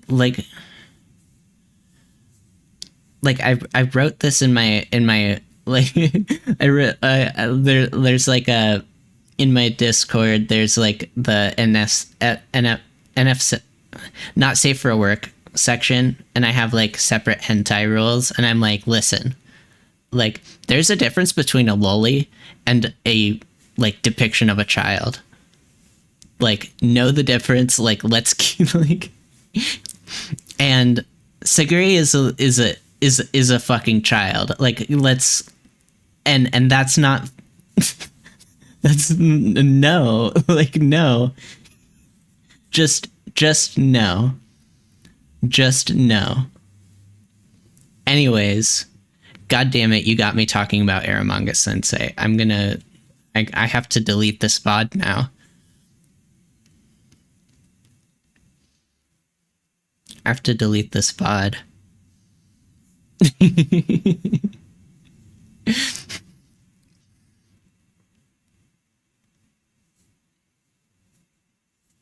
Same general arc. Moving Is on. it effective at dealing death? Yes. Oh yeah, we were watching a video about fucking orbital lasers. Absolutely. No one could deny. Quick play copyright.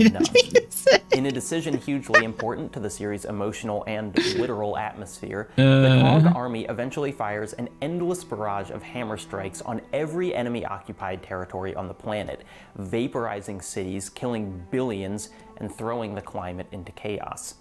The iconic ruins of the Gears series, burnt-out skylines and crumbling highways, are often remnants of that decision. And yet, the enemy is not stopped. They, like the humans, are simply driven to further aggression and desperation because the world is now near uninhabitable. Like Akira, the development of new weapons is what facilitates new wars. Like Akira, even after Armageddon, they can't help but keep using the weapons because there is no other option. Gears 5 spends more time on the laser than any other title.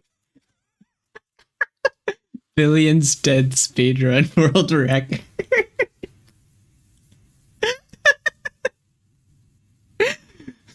Listen. We're not this is not gonna be a segment in the fucking god damn it.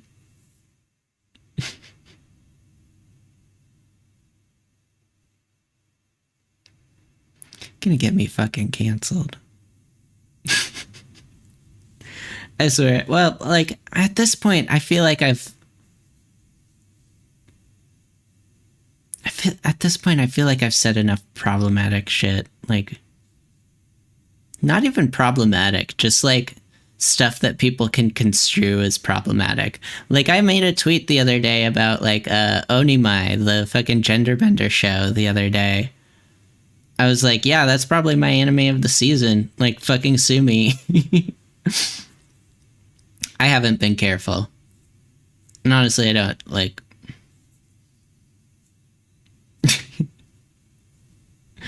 It's fine. It's fine.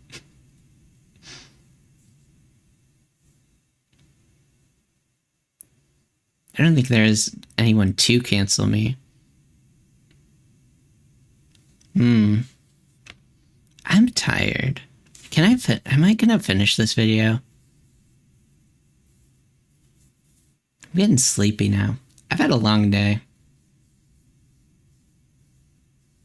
Let's focus. On what? Alright, let's focus on orbital lasers. And its take is maybe the most damning of all. Just hours into the game, the protagonist is overwhelmed and orders an orbital strike on his position. For a moment, it's a fun and bombastic scene. He runs down the street as that divine light follows, incinerating every baddie in its path. But then all the enemies are dead, and the beam keeps going, disconnected from ground control. It veers directly into a bus full of civilian refugees. In its opening levels, Gears 5 gives a violent refutation of the concept of the Hammer of Dawn as something that can be purely a tool of good. And then, the middle third of the game is devoted almost entirely to launching a satellite that will restore functionality to the hammer. Really? It seems the game begs you to ask, as we ride through the storms created by this weapon and deal with the emotional fallout of its consistent failings, we're going to launch another one? But there's no other choice, of course. The Hammer of Dawn has simply been factored into the machinery of conflict alongside light mass bombs, energy waves, and countless others. The Gears of War series has no shortage of war-ending weapons, and yet, through the constant militaristic heightening of its world, it's created an environment where the only solution is further escalation. Its wars all the more massive and deadly because of the weapons designed to end them. There's a crucial difference between virtually all fictional representations of space lasers and the kind the US attempted to build in the 80s. There was never, at least publicly, any ambitions to hit the ground with an orbital platform. It was, in proposal, a purely defensive system that would shoot down missiles before they reached their target. But SDI blurred the line between offense and defense because the previous defense, mutually Damn, they assured actually tried to build destruction, this. was contingent on the fact that war would be equally catastrophic for each side. And whether through actual naivete or strategic playing dumb, Reagan seemed to not understand the conflict this kind of defense system would create. Because at the same time as scientists were ostensibly creating... I think I see where this is going. System, the rest of the Cold War was still very much happening. Reading the sequence of negotiations between the US and USSR reveals that far from ushering in the end of war, America's insistence on continuing SDI development was actually responsible for prolonging it. Of course it did. It was a system that, if effective, would allow the US to launch a nuclear strike with complete impunity, with no regard to the testy peace of mutually assured destruction. Reagan's utopian proposal of the initiative promised to avert Armageddon, but his inflexibility on negotiations surrounding it, his demand that the project continue at full speed, meant Why that is the entire everything I hear world about continued to Reagan so teeter on fucking the silly edge of and also any like time? scary at the same time?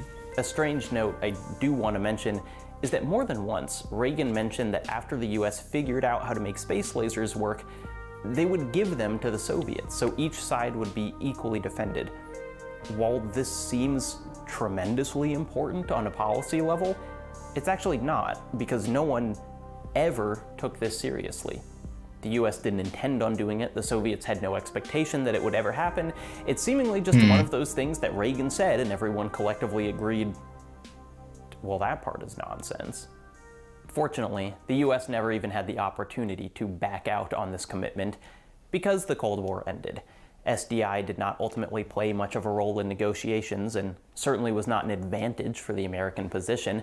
To be honest, it just seems that the Soviets figured out that the program was a fantasy. Gorbachev said, quote, "Mr. President, you do what you think you have to do. And if in the end you think you have the system you want to deploy, go ahead and deploy it. Who am I to tell you what to do? I think you're wasting money. I don't think it will work. But if that's what you want to do, go ahead." And then he said, quote, "Let's talk about something else." Fucking God, that can't be real. Ironically, in the following negotiations, America offered to reduce their own number of ballistic missiles if they could keep working on SDI, in the kind of devastating skewer only possible through impersonal historical writing. Francis Fitzgerald notes, "This was the ultimate irony. For the past 3.5 years, the American negotiator had been working on a grand compromise in which the US would use the SDI bluff as a bargaining chip to extract major concessions on offensive weapons from the Soviet Union. But now he was offering the Soviets a concession on offensive weapons for the sake of a non-existent defense." In retrospect, one of the most fascinating things about the whole strategic defense initiative is the scattershot ideas of what it could be used for outside its initial proposal. Even within the Cold War, many on the right pushed for more aggressive uses of SDI. Dan Quayle and Pete Wilson urged the president to deploy an early version of SDI to protect European military assets, hardly a defensive maneuver. After the end of the Cold War, then President Bush said that SDI could serve an important role in defending from the ballistic missiles that would surely soon be coming from rogue states, or even those that were, quote, launched by accident. Most telling is the writing of the military lobbyist Daniel Graham, who compared weapon platforms in space to Viking warships controlling the seas. He wrote that this was a chance for the US to take and hold space, building up additional weaponry and tech as it became available. A bold new frontier of imperialism. We can do it! All these ideas for what the space lasers should become after the primary reason for their existence ended have, to me, the same subtext. We spent billions and billions and billions of dollars on this thing. We've got to figure out something to do with it. Its existence creates opportunities for usage in the minds of its biggest supporters.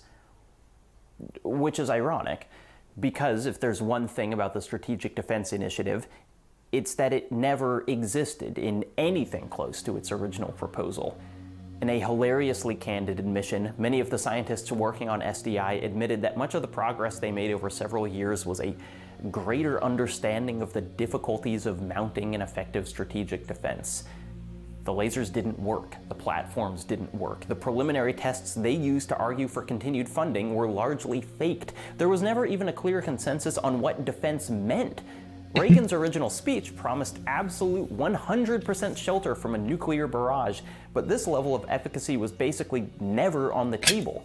Others argued that the system should simply defend America's nuclear launch sites, which, what are we even doing here? What's the point? That's just mutually assured destruction with more steps.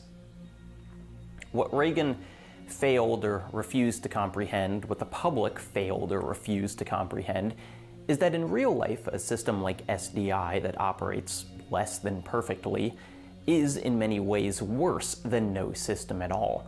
American foreign policy would likely get more hawkish, not less, if politicians believed there was little fear of reprisal.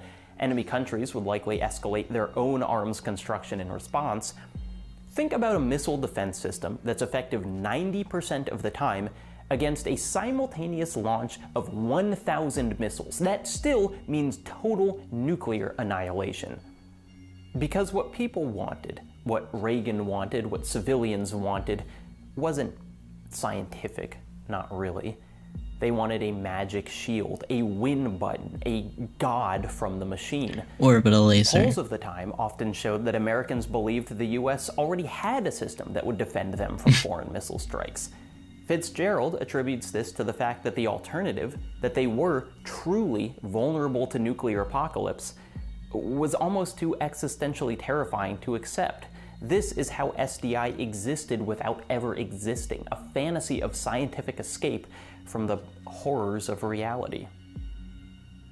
The one time Soul functions successfully in Akira, the one time its laser strike doesn't simply perpetuate chaos, is I think we're almost at the end. and obviously because of magic.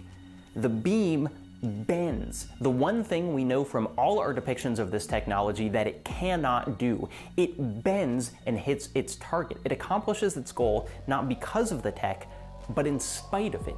God appears from the machine, and in doing so underscores that it is a magic idea. The laser Can lead bends? to greater safety. It is a magic idea that the end of war would ever be brought about by ever-increasing military expenditure. Like an actor descending from a crane, orbital lasers are a fun thing to watch that become laughably, hopelessly naive the second someone suggests that perhaps real life should work like this. It is possible, probable even, that we will have space lasers one day. On a long enough timeline, little will stay science fiction. But I will tell you right now that it will not be the divine light envisioned by writers and representatives alike. Superweapons in reality and fiction offer only the illusion of invincibility, a false claim that utopia can be ushered in by a tool that deals in death.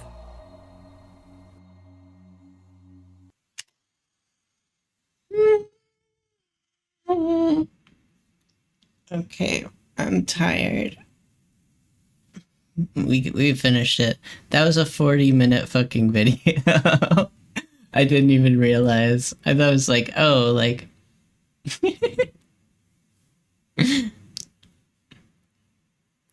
Alright. I've lost all of my brain cells.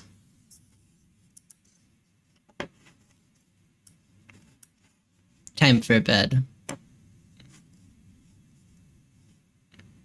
It's good. Made me want to get ranted at about... Wait. That was good. Made me want to get ranted at about nukes by MGS again. Get ranted at.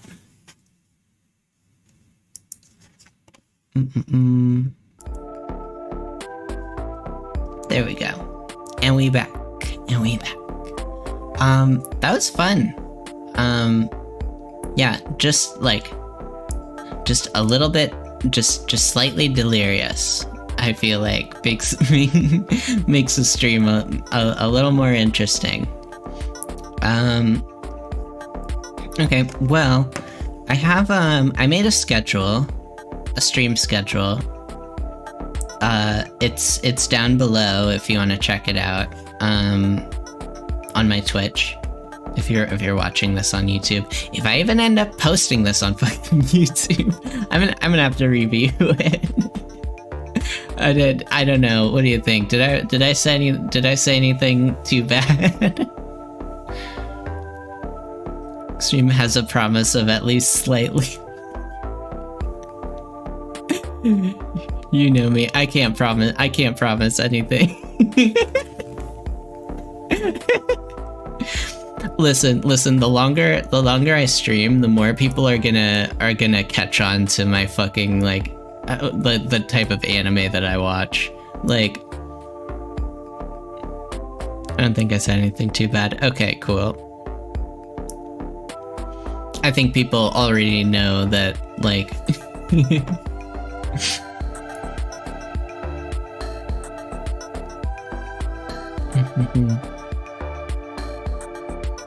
Just own it.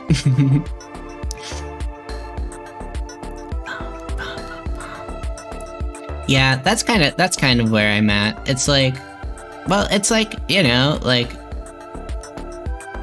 cringe fan service bullshit anime is like it's just what I'm into. Like, I enjoy it. It's fun. Like, is it problematic? Yes, definitely.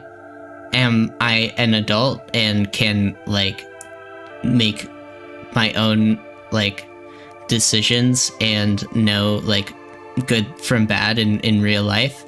Yeah. Like, that's kind of my view on it.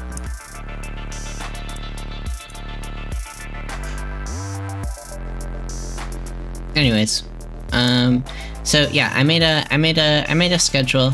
I'll try my best to stick with it, but I don't know, maybe I'll just do one stream tomorrow. I had 2 on there. I don't know why. I made the schedule late at night, and I was like, yeah, I totally can do that. But I wanna try and just, like, I think what I just want to do is, like, be able to just press the start streaming button and just hang out and not overthink it. We'll see. Because if I overthink it, I won't do it, you know?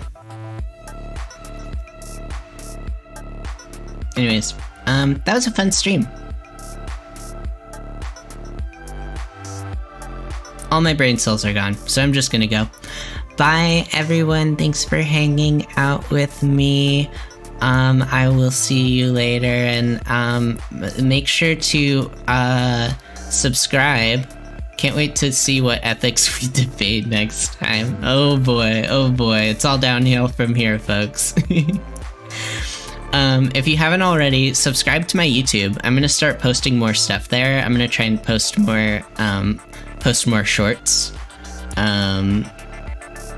I need to get my Possession album on there at some point, so look forward to that. I'm gonna be posting my VODs and just edited content when I can. I'm gonna be working like fucking crazy. So I'm just trying to, like, of course I start streaming as soon as like my work just starts giving me more hours, but it's a good break from that because I get to just let loose and be myself. So yeah, that's it. That's all I got. Have a good night, y'all, and I'll see you around. Subscribe to my YouTube and follow me on Twitch, and join my Discord if you want. That's it. Bye bye.